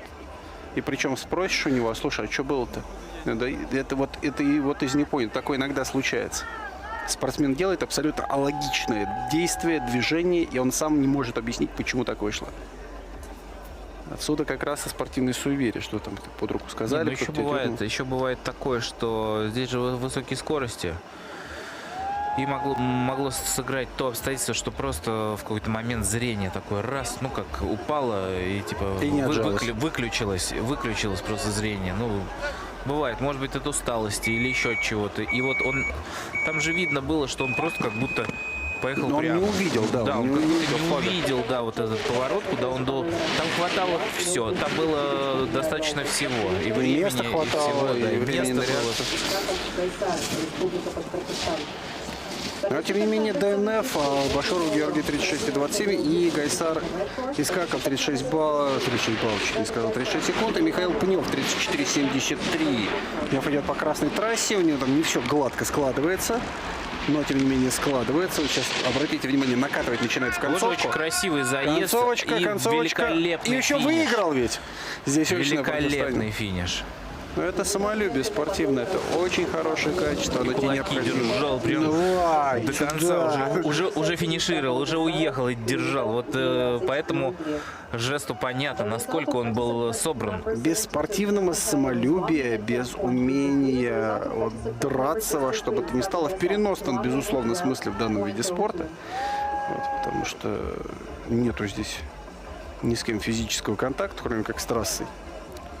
Умение злиться и вот умение очень нервно относиться к собственным неудачам, в том числе. Ну, не неудачам, а к проигрышу. Так, Миша, 35,8, похоже, но там оно было понятно. 36,02, с разницей в 2 сотки результат Искаков повторяет. То есть вот он примерно, получается, у нас так и ездит. Да, хорошие времена. Ну, будем посмотреть на финальной пульке. Он туда точно попадает, с чем мы, в общем, его поздравляем. Так. Андрей Курохтин и Иван Андреев. Иван Андреев из 35 выехал. 34,5, 34,51 первый заезд, если быть совсем точным. У Андрея 35,9.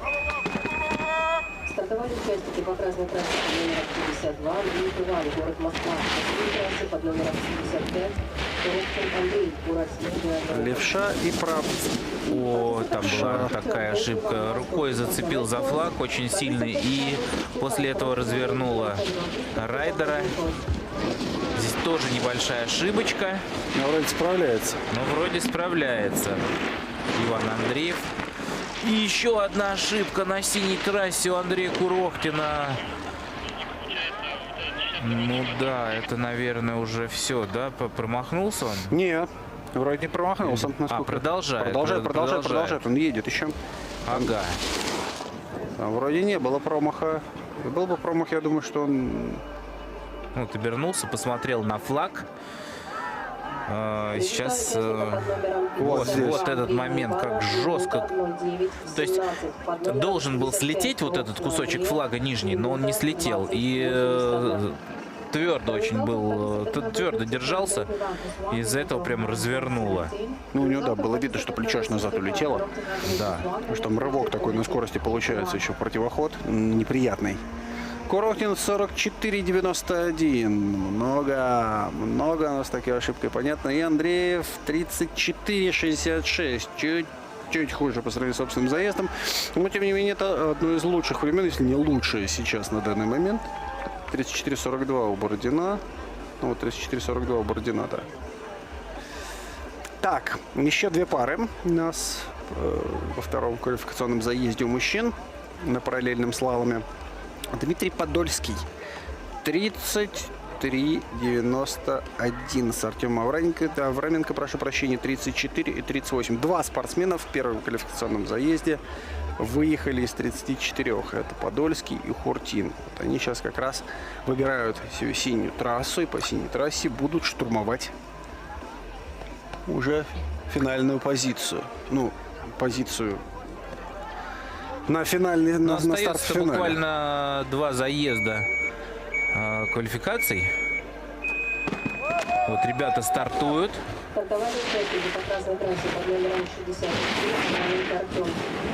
Дмитрий Подольский по синей трассе, Авраменко Артем по красной. И вот мы видим, как Дмитрий отрывается и вырывается вперед достаточно уверенно. Там, видимо, какая-то заминка произошла, тоже, возможно, какая-то ошибка. Я, честно говоря, не заметил. И вот там еще одна была ошибка у Артема. Сражается с трассой. Сражается. 33.41. Полсекунды у себя выиграть в квалификационном заезде. Такие хорошие заявочки. Хорошая заявочка. На финал безумно интересно. Вот 39.59. первая ошибка. Ага.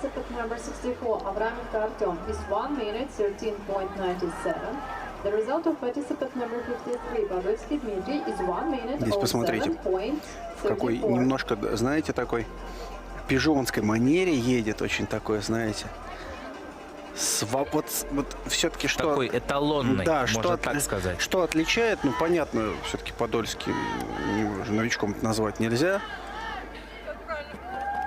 Кандидат в мастера спорта, как-никак. И вчера был второй, и подиумы до этого были, то есть у него хватало, да? Да, Все. получается, что один из самых титулованных но здесь но пока, спортсменов. обратите внимание, это как раз вот вечно второй. Везде вторые, третьи места на подиумах. Ему вот на первое вылезти сейчас. А почему бы не сегодня, может быть, бы не сегодня, Подольский? действительно. Потому что Хуртин выиграл накануне. Есть все для этого возможности и шансы. И, ну, Хуртин, у него здесь очень высокие претензии. Очень высокие претензии на первое место. Он очень хорошо выступил в первой попытке. 33-34. Тимур Зарипов 34-21. Хуртин по синей трассе. Да, вот, внимание на синий трасс, как идет Илья. Действительно какой-то такой свой уникальный, очень легкий, да, стиль. Он очень быстро играет как раз центром массы, обратите внимание. Вот ошибся, пожалуй, единственный раз пока. Дает себя достать каким-то образом. Ну и, кстати, Тимур Зарипов не хочет ему так просто отдавать. Ничего отдавать, да. Но Тоже молодец, похоже, молодец, Тимур Зарипов. 33-20. Ох, финал будет. Если они в финале будет заруба просто на все деньги, вот правда. Мне оба очень нравится, как вот едут манерой. Тимур Зарипов при отличном результате 34-13. Это здорово, это прекрасно. Но он Илье проиграл здесь, понятно, прилично, да. Но все равно время. Но время отличное просто. 34-13. Итого. Свое время улучшает и один, и другой. Результат квалификации. Классно. Результат квалификации. Кто у нас не попадает? Здесь проще сказать. Таук, Шмурзин, Райшев, Рыбаков.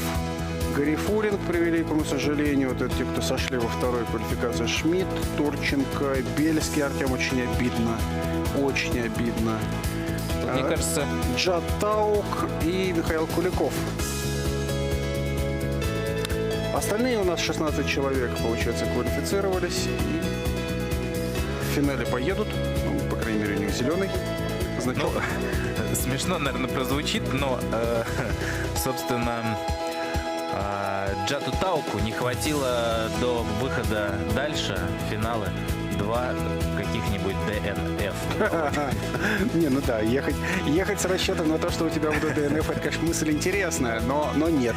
Но не у нас, дорогие друзья. Итак, ждем финальной части, ждем финальных пулек у девчонок и у ребят. Далеко не убегайте, сейчас небольшая пауза у нас с вами есть. И, собственно, наливайте чаю, завтракайте, не завтракайте, делайте, что хотите. Время есть.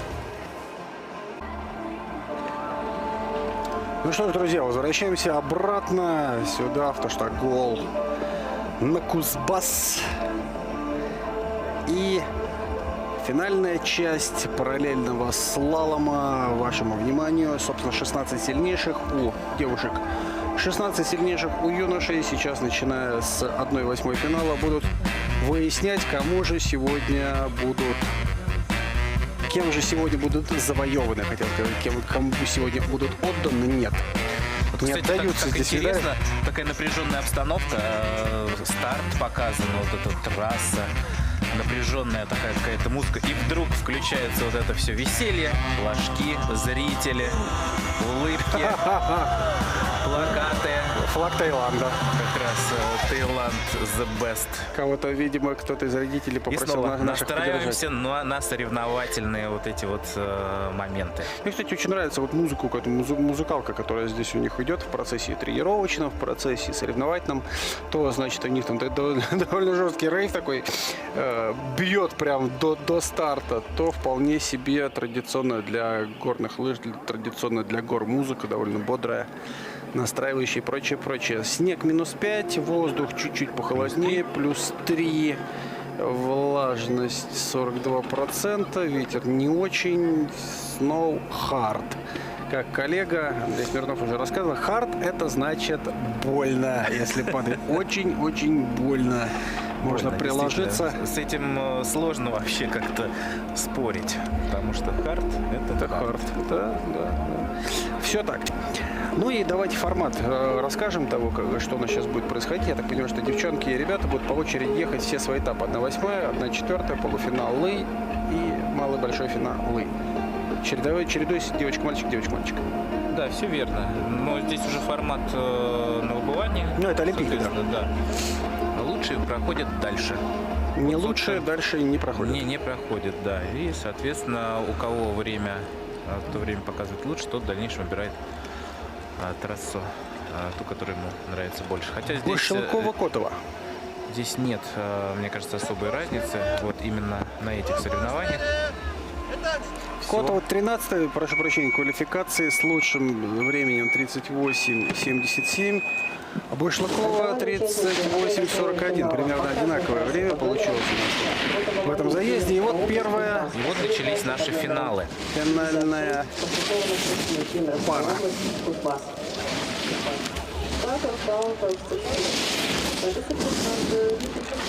Мы смотрим Башлыкова Анастасия, Мария Котова. Анастасия по синей трассе, еще раз напоминаю, Мария по красной. Ну и пока Анастасия Чуть вперед, впереди, Башлакова, да, чуть-чуть, выходит. но впереди.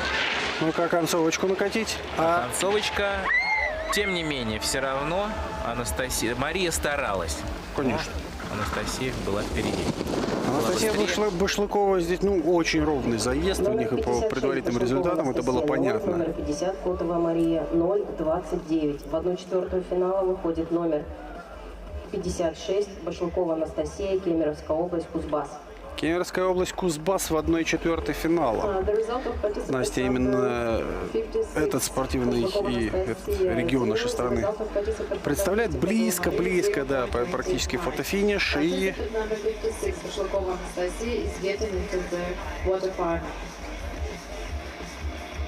выдохнуть прямо.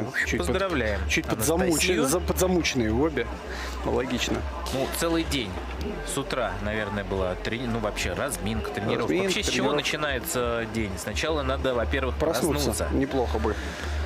Затем, проснулся уже неплохо, на затем самом деле. разминка. И, кстати говоря... Потом сначала завтрак, потом разминка. Ну, хорошо. У кого как. Но самое главное, там дальше надо же одеться, проверить оборудование. И это занимает приличное количество времени. Вероника Янгурчина и Владислава Коваленко. Янгурчина 5-я в квалификации, Коваленко 12-я.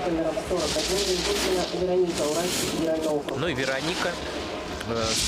Мы ее видим вот сейчас на синей трассе. Достаточно уверенно лидирует. Очень уверенно. Здесь право на ошибку уже, в общем-то, минимизировано, ибо ошибся соперник. Такой подарок тебе, скорее всего, просто не вернет. Но здесь на классе она уезжает и далеко. Там вы видели падение до кучи. И Вероника справилась с трассой, а Владислава с трассой не справилась.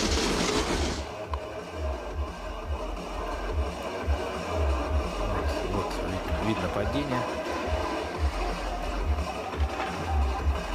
Номер 41 Янгурчина Вероника. Едва руку успевает сейчас убрать, на самом деле. 54 Коваленко Владислава 12,51. В 1/4 финала выходит номер 41 Янгурчина Вероника. Ну и пара Башлыкова и Янгурчина у нас, получается, сформирована.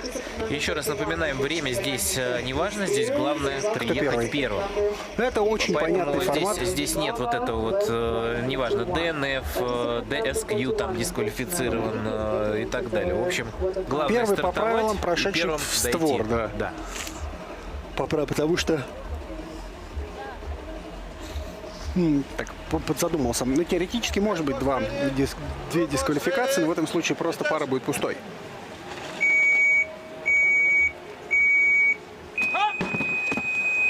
Кристина Зайцева и Арина Кузнецова. Финала по красной трассе под номером 35. Кузнецова Арина, Республика Башкортостан. По синей трассе под номером 38. Зайцева так размашисто идет достаточно. Ну вот кто у нас впереди? Сложно сейчас сказать. Ракурса не очень понятно. Я бы сказал, что... Кажется, да. Я бы тоже сказал, что Арина Кузнецова чуть-чуть впереди. Чуть-чуть, но впереди. А вот сейчас с этого ракурса кажется, что вперед выходит уже Кристина. А здесь это зримо видно. На полфлага. Раз. Накатывать пытается Еще? Арина, но все ж таки, как мне кажется, это Кристина Зайцева. Это Кристина Зайцева. Номер 38 Зайцева Кристина. 38-й, да. Номер 35 Кузнецова Арина 0,24. В 1/4 финала выходит номер 38 Зайцева Кристина, Дальневосточный федеральный округ. Дальневосточный федеральный округ, представляющая ГАО спортивной школы Дальневосточной спортивной школы олимпийского резерва по горнолыжному спорту и сноуборду как отдельному. Накануне была 8-й, и сейчас есть шанс залезть немножко повыше. Ура! Да, и обратите внимание, логика расстановки пар в финальных заездах, вот именно в 1/8 финала. Самая сильная, то есть квалифицировавшаяся из квалификации, извините, первый Первую ставят самый слабый, то есть квалифицировавшийся из квалификации 16. Да. Мария Травиничева вот как раз против Софьи Бородиной. Да, Травиничева в блестящем стиле. В блестящем стиле прошла квалификацию. 52 Бородина Софья. Федеральный округ. По синей трассе под номером 40 Травиничева Мария. Сибирский федеральный округ. Participant number 52, Georgina Sophie, Bureau Criminal District on the red course. Participant number 2, Витальевна Мария Сальдина, В общем, здесь важно просто не допускать никому ошибок и кататься, именно вот делать этот заезд, проезжать в соответствии со своими силами. На слове ошибок Софья Бородина не справляется с трассой. Ну, а, соответственно, Мария Травиничева проходит следующий этап. Андрей, она сейчас, я думаю, что еще даже не начинала вот работать, потому что здесь понятен класс, понятна разница в классе. Ну, тут результат квалификации дело такое. С одной стороны, обманчиво, но у нее обе попытки 44-29 и 44-46, когда у Травиничева 34-71 и достаточно расслабленная вторая 36-14. Да, вполне возможно, что здесь речь идет об экономии сил. Конечно. А тут Софья еще и ошиблась, и там задача была простой, как апельсин, просто доехать до финиша.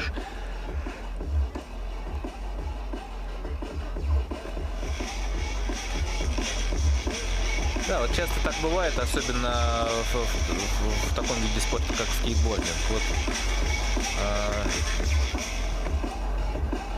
в таком виде спорта, как скейтбординг, часто бывает такое, что вот в квалификации, в тренировке девушки, парни, ну прям вот суперски катаются, гасят прям, да? И так далее. А потом выходят уже в полуфиналы, там, в четвертьфиналы и так далее, и все сыпется, попытка сыпется, потому что просто не экономили силы, не распределяли вовремя правильно энергию, перекатались, все потратили. Ну да. Имеет место быть. Анфиса Шуршикова и Дарья Сухая. Особенно это параллель. Шуршикова по синей, Сухая по красной.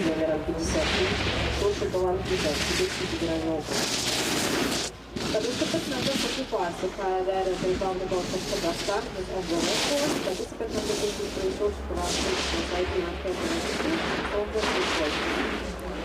Ну, здесь примерно похожая картина. Да, примерно похожая, но ошибка, допускает ошибку. Так разгоняйся, или она мимо этого промахнулась. Нет, вроде не промахнулась. Какой шанс есть еще дала. возможность. Ой, какой шанс дала. Ой, какой шанс она просто подарила Даше, и Даша этим не воспользовалась. Но там не было ли. Ну, бывает. Не промахнулась ли сейчас Анфиса мимо ворот? Где там, что там случилось? Да. Непонятно. Вот вроде все нормально было. Шла. Хорошо. Ну вот она сносит рукой, ладно. Нормально. Здесь ну, просто упала. Нет, не промахнулась, все в порядке. Просто упала. Ну и вот эта разница в классе, да? Это разница в классе, которая говорит нам о том, что даже с падением здесь в следующую... Да, несмотря на такое жесткое падение, казалось бы, все равно впереди. Мало впереди, она еще вышла в следующий этап. А Дарья Сухая стоит, улыбается, но все ж таки, Даша, для тебя на этом здесь с параллельно слаломом на сегодня все. Василиса Рудакова и Азалия Тимиргазина. Следующий у нас заезд. Рудакова по синей, Тимиргазина по красной, соответственно. Ну, а здесь... Пара Анфиса Шуршикова и Василиса Рудакова. Шуршикова по квалифицировавшейся со вторым результатом. Рудакова седьмым. У девушек по красной трассе под номером 48 Рудакова Василиса. Дальневосточный федеральный округ. По синей трассе под номером 53 Шуршикова Анфиса, Сибирский федеральный округ. И по синей трассе как раз в этот момент Василиса Рудакова идет к своему полуфиналу. Здесь, если ничего не придумает сама себе... Идет. И на очень хорошей скорости идет. Пришла. Ну, ошибку допустила серьезнейшую Анфиса. Анфиса прям вот 53 номер. Номер 53 Шуршикова Анфиса 0, номер 48 Анфиса не допустила никакой ошибки. Василиса допустила, разумеется, ошибку. 53 Шуршикова Анфиса, Сибирский федеральный округ. Перепутал. Анфиса, все нормально. Вот попытка Василисы как раз погнаться сразу за лидером.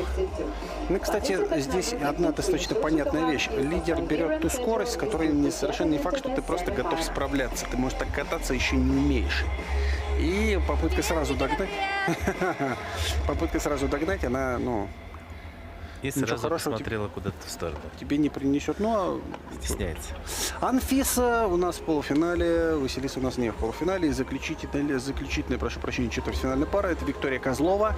3-й результат квалификации и Гликерия Захарова. 11-й результат квалификации и совершенно парадоксальная 1/8 финала, где 2 дисквала. Вот, но Гликерия прошла подальше до своего дисквала, немножко дальше, поэтому она, Екатерина Буйнова, в итоге оказалась здесь в четвертьфинале. Вот такая интересная ситуация. Да, и поэтому вдвойне интересно смотреть этот заезд. Вы шанс дали сейчас. Потому что, да, и здесь у нас накал драматизма, да? Такого спортивного, хорошего. Нет. Что такое не везет, как с этим бороться? Устала. Вот прям хочется отдохнуть уже, все. Если хочешь, да, поработать, ляжь поспи, и все пройдет. Да? Это вот оно самое. Да, похоже на то. Она здесь уже не справлялась. Есть то, о чем вы говорите, Андрей, это вот абсолютно верно, ибо вот подобная усталость, она организм начинает тушить. Да, вот да. И не дает тебе работать, и все. Вот, да, есть такое мнение, вот психологи даже пишут об этом, спортивные, что часто сам организм как будто организует тебе травму, ты не хочешь этого совершенно, даже не думаешь об этом, и вроде все нормально, но это такой сигнал именно внутренний, сигнал психики на то, чтобы давайте, ребята, уже хорош. Чтобы от тебя отвязались на какое-то время. Ну, про это говорят, да, это на самом деле исследование спортивных медиков. Но почему говорят, что нельзя ни в коем случае, то есть бойтесь своих желаний. Потому что если ты устал и постоянно вот отдохнуть, организм тебя послушал и сказал, а тебе отдохнуть, окей, на тебе ахилл. Пора. На тебе ахилл, отдохни. Да. Ну, то есть вот уже он тут и такой бывает. Там надолго. Надолго, вот, и прочее. Поэтому здесь у тренера важно увидеть вовремя вот эту вот усталость от человека, отвязаться, сказать, знаешь что, давай. Сегодня... Да, человек может быть очень сильным внутренне. Эта внутренняя сила, она будет преобладать над вот этим, ну, как бы, над самим организмом. Народ развлекается. Гонки на спине. Конечно, что бы не поваляться. Все отлично. Еще бы. Ну да. Всем спортсменам, всем ребяткам привет. Всем удачи! Волонтер. Это волонтер. Очень по-доброму, очень мило. Вот, возвращаясь к теме, сейчас было заметно, к сожалению, то, что это как раз чаша сия не миновала Гликерию Захарову. И, казалось бы, выданный второй шанс. И она действительно желала, хотела поехать, но в какой-то момент уже просто стало нечем, если хотите. И это все закончилось очередным падением. Время четвертьфиналов у ребят. Иван Андреев вместе с Михаилом Пнем. 4-5 место Клала. И победитель будет выходить на победителя пары Орден-Башуров. Первый заезд 1/4 финала юниоров на трассе под номером 72. Пилотный Камиль, Сибирский федеральный округ, спасибо, трассе под номером 52, Андрей Туван, город Москва.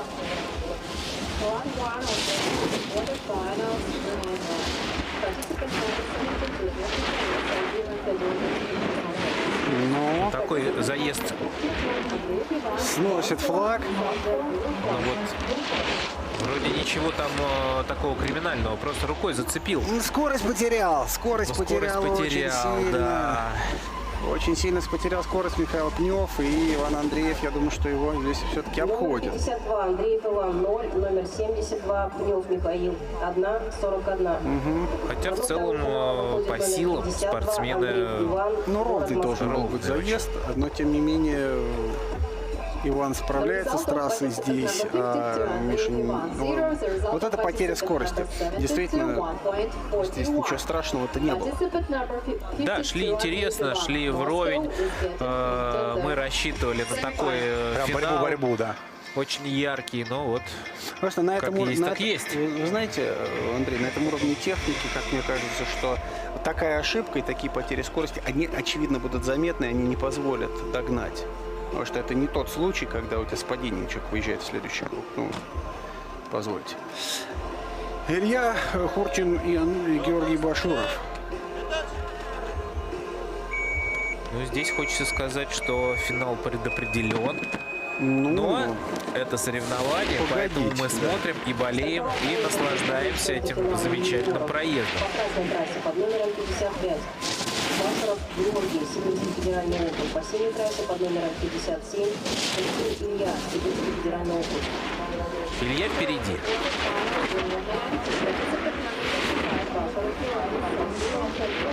Ну, а там ошибка. Ошибка, пропуск ворот. пропуск ворот и претензии на собственно, полуфинал, да. Как и ожидалось, Илья Куртин.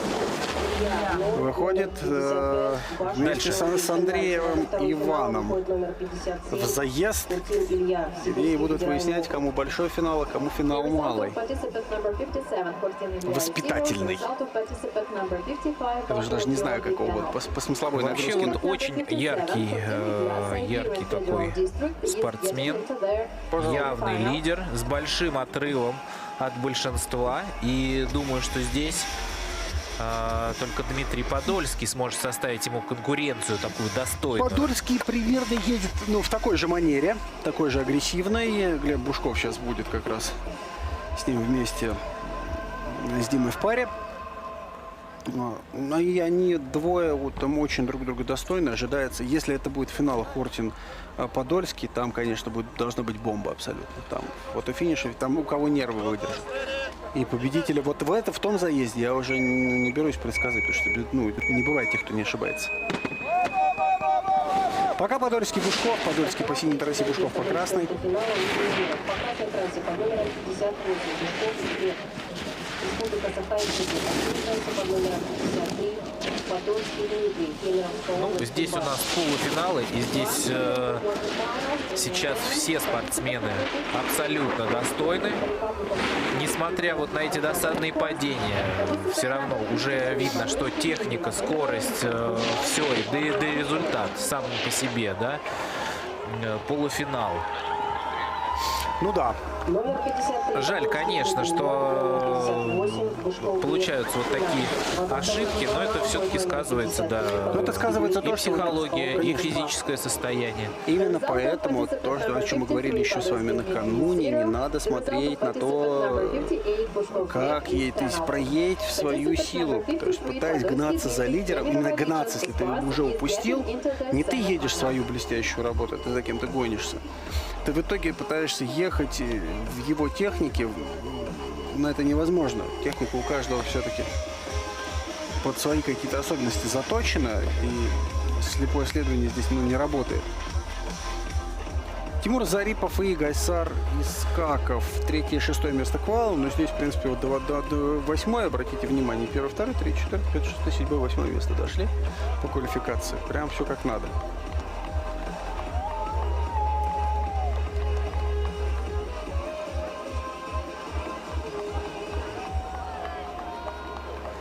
Да, кроме того, ведь может всегда получиться так, что лидер сойдет с дистанции, допустит ошибку, упадет, да. А ты-то доедешь. А ты-то доедешь, абсолютно верно. Тимур Зарипов и Гайсар Искаков. Стартовал 4-й Четвертый заезд 1/4 финала юниоров. По красной трассе под номером 63. Искаков Тоже Кайсар. кажется, что по результатам очень ровный По синей заезд. трассе под номером 57. Зарипов Тимур. Республика Башкортостан. Ребята примерно с похожими оценками, вернее, с похожим временем квалифицировались. И здесь у нас налицо ровная такая борьба достаточно. Ну, чуть-чуть. Вот сейчас уже видно, что Тимур Зарипов впереди. Да, на флаг. На флаг, да. На флаг и стоя спокойно заезжает. Хотя вот этот заезд стоя, накануне, мы с вами помним, австрийцу стоил золотой медали. Да, в дисциплине, собственно, Вордкросс. Вордкросс, чемпионат мира. Как раз тоже Мартин Норль достаточно расслабленно, уже рассчитывая на скорую победу, от которой его отделяло просто буквально там Перед которым сотые, он убирает одного из своих соперников. Да, то есть он уже выпрямился и спокойно, расслабленно пытался въехать в ворота. А его, в общем-то, соперник, который шел за ним, вытащил доску, прям выпулил ее, выстрелил вперед и ей выиграл вперед. золото в итоге. И нос доски оказался впереди Мартина Нойерля. Вот такой да. вот результат. Он сам себе Буратино, то здесь по-другому-то что сказать нечего. Так, четвертьфиналы все, остались полуфинальные заезды и, соответственно, большой и малый финалы.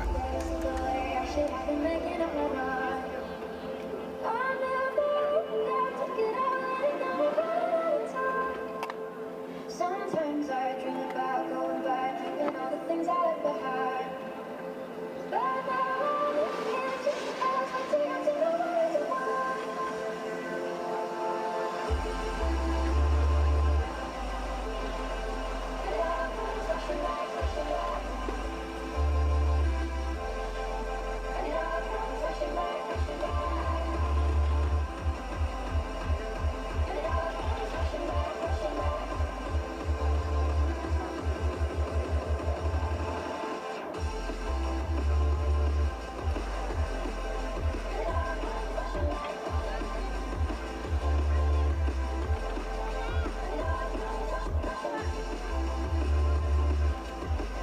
Ну, дальше больше, поскольку вот полуфинальный заезд, ну, конечно, определяющий.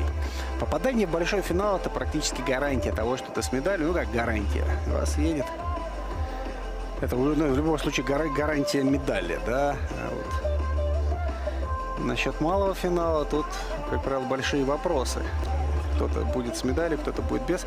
Где более беспощадная борьба, да и там, в общем, нормально они так напрягаются, деваться некуда. Поскольку медалей всего 3, а полуфиналистов аж 4. Ну да ладно. Первый полуфинал. Мария Травиничева и Анастасия Башлыкова. Первое и четвертое место Квала. И Травиничева здесь в статусе, конечно, фаворита. Едет по красной трассе. Второго финала у девушек. По красной трассе под номером 56 Башлыкова Анастасия. Нет, прошу прощения, я по шлему вижу, что это не она. Травиничева едет по синей, конечно. One of the semi-finals is participant number 56, Башлыкова Анастасия. Видно, да, прямо на классе. Вот насколько это полуфинал. Это полуфинал. Она уезжает такой от нее серьезный уровень, достойный. Как отстоячий практически. Полуфинала? В протокол посмотрел, не посмотрел, в монитор называется. Там Травиничева вполне себе была по другой трассе. Ну да ладно, поправился уже неплохо. Дальше Шуршикова Анфиса и Виктория Козлова. Вот сейчас будет борьба нервов. Ох, какая сейчас будет борьба нервов. Шуршикова вторая в квале. Козлова третья. Результаты. Ну вот выехала Анфиса во второй попытке из 37. Сейчас сможет примерно похожий результат показать. Выйдет в большой финал. Не сможет, значит, все-таки малый.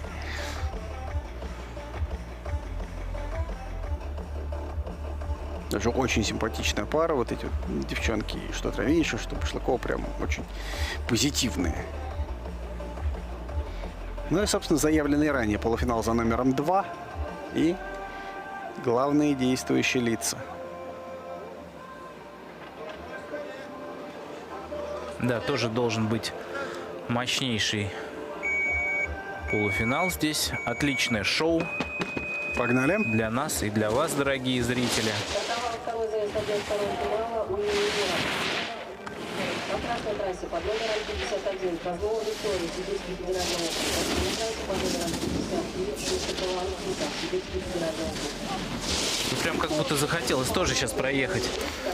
Это настолько мощно и круто девчонки, скажем так, гасят, да?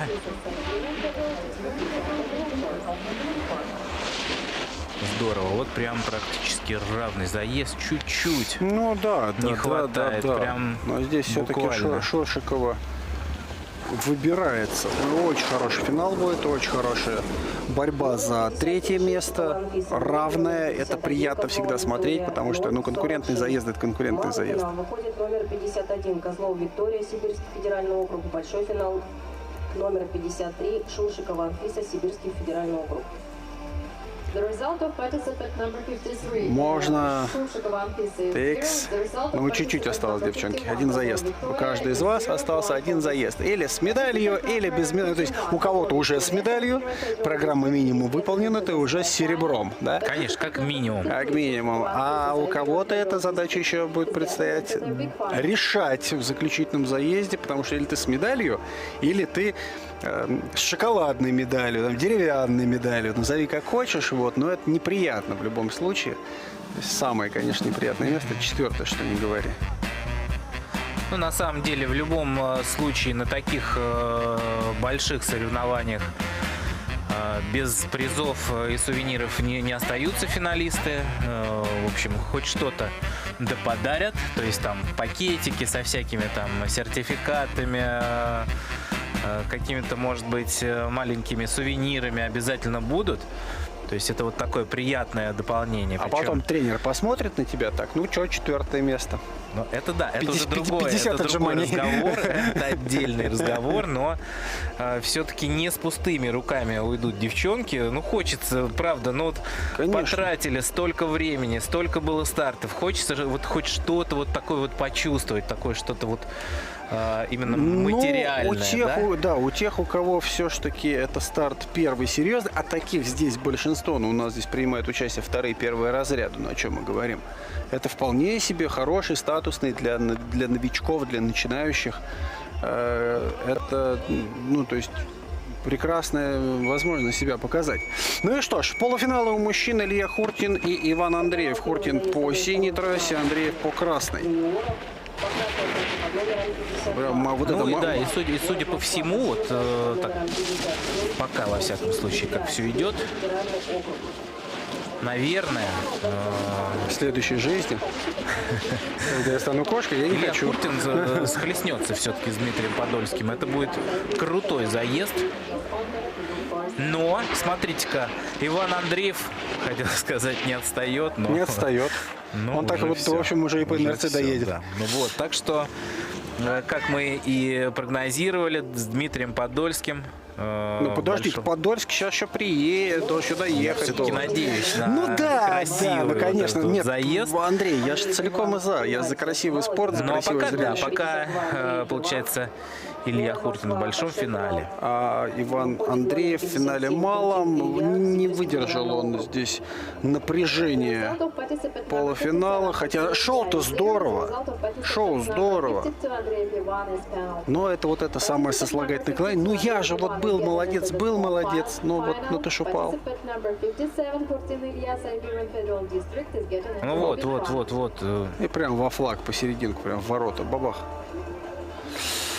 Ну да, обидненько. И вот это мне очень нравится. Оп, а где? Только что же, вот он только что тут был. Куда дели? Да.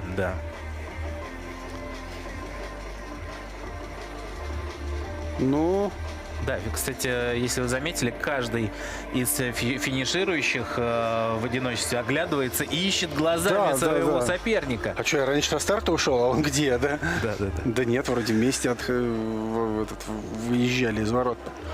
Ну и второй полуфинал, заключительный полуфинал, собственно, у ребят, у девчонок: Дмитрий Подольский и Тимур Зарипов. Атенсион. Внимание. Ура! Второе и третье место квалификации. На красной трассе под номером 54 Зарипов Тимур, Республика Башкортостан. На трассе под номером 53 Подольский Дмитрий, Кемеровская область, Кузбасс. Смотрите. Ну вот, кстати, тут такая уже борьба. Ох! Ошибка.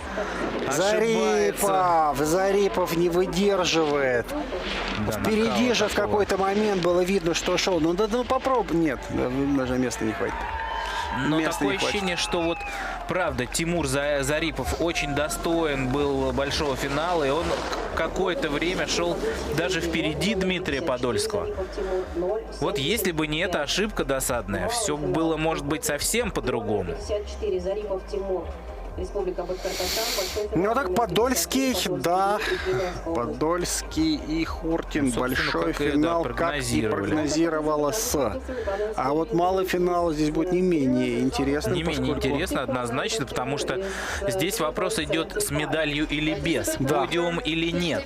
Подиум или нет, абсолютно верно. И два спортсмена, которые туда попадают, они тоже, ну, и тот, и другой достойны, и тому, и другому спортивного самолюбия хватает для того, чтобы на эту медаль претендовать. Но у нас осталась финальная часть. Два финала, большой и малый.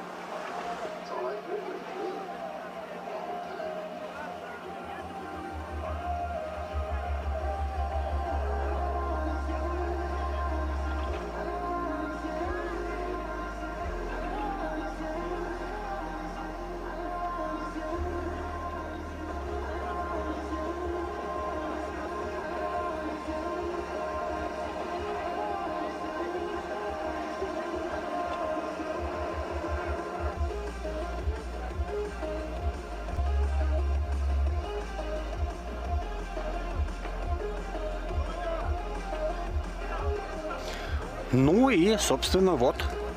Мы ехали, как мы строили, наконец мы ехали, наконец приехали, да?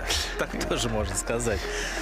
Безусловно. Сквозь квалификацию к финальной части. Финальным заездом. Финальным заездом, уже вот по-настоящему финальным, не четверть, не полу, а именно совсем малый финал.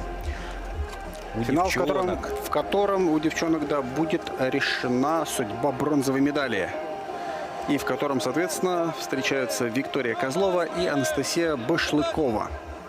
Козлова по синей трассе, Башлыкова по красной. Стартовал малый финал у девушек за третье место. По красной трассе под номером 56 Башлыкова Анастасия, Кемеровская область. По синей трассе под номером 51 Козлова Виктория, Сибирский федеральный округ. Обе девчонки сибирячки. Одна центральный округ, ну, то есть Сибирский федеральный округ. Вторая местная, Кемеровская область, Кузбасс. И кто же победит? У кого же будет, вернее, у кого будет бронза? Итак. Ну, собственно, вот. Как у нас выглядит. Номер 51 Козлова Виктория 0, номер 56 Башлыкова Анастасия 0, 83.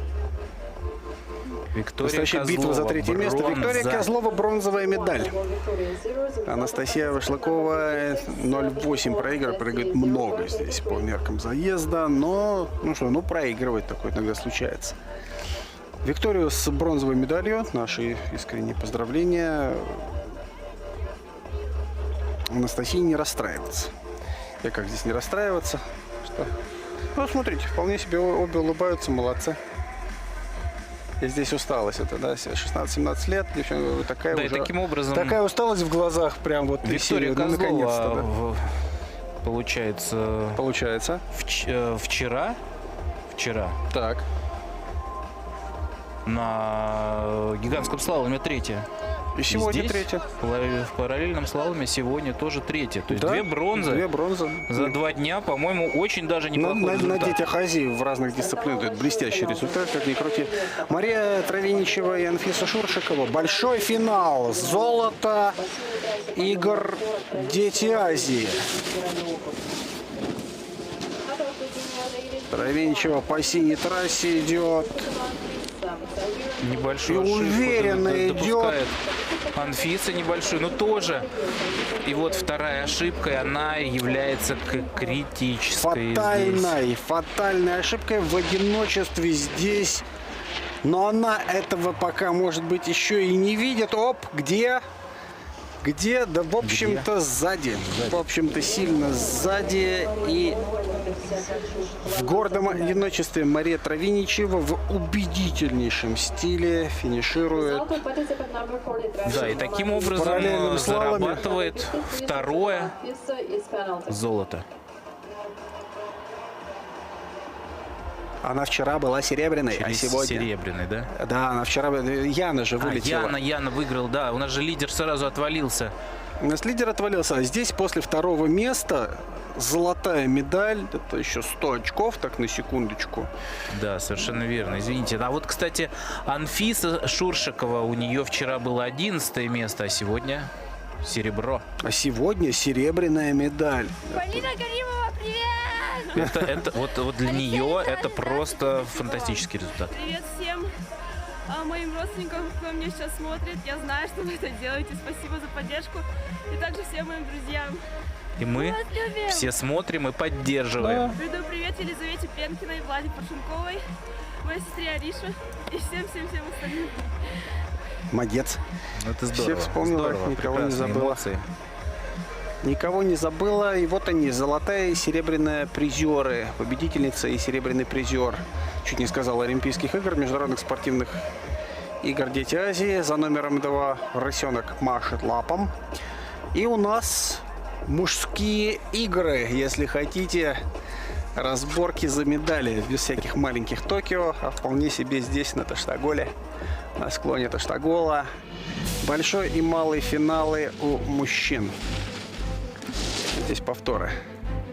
Еще обязательно. Ну, конечно, прям достойно. Очень достойно. Да, финалы очень понравились. Девчонок поздравляем. Отличные результаты у всех. Маш, Ну и показали очень красивые проезды, очень красивую борьбу. Все здорово. Маша Травиничева, кстати, вот здесь с квалификации, она ехала ровно вот в одном каком-то ключе, ничего не меняя нигде и просто Не ошибаюсь. не ошибаясь, не было сомнений, что она очень хорошо готова и предельно мотивирована. С учетом, что в первой части ее вчерашняя, ну не обидчица, здесь никто никого не обижал, а девчонка, которая у нее выиграла, она отвалилась, и, возможно, это не была ей, кстати, даже профильная дисциплина Яна, я имею в виду.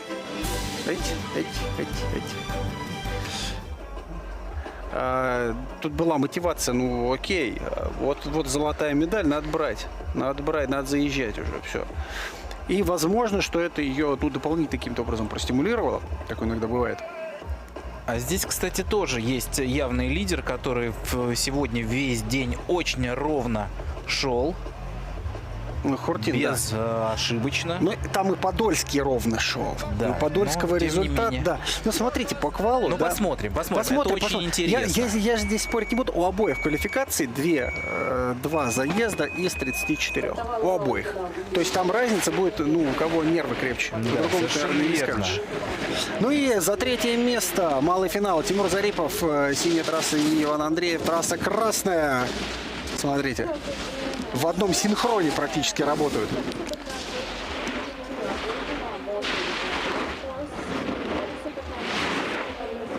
Ох, какой тут должен быть финиш. Ну, у кого нервы? У кого крепче? И финиш!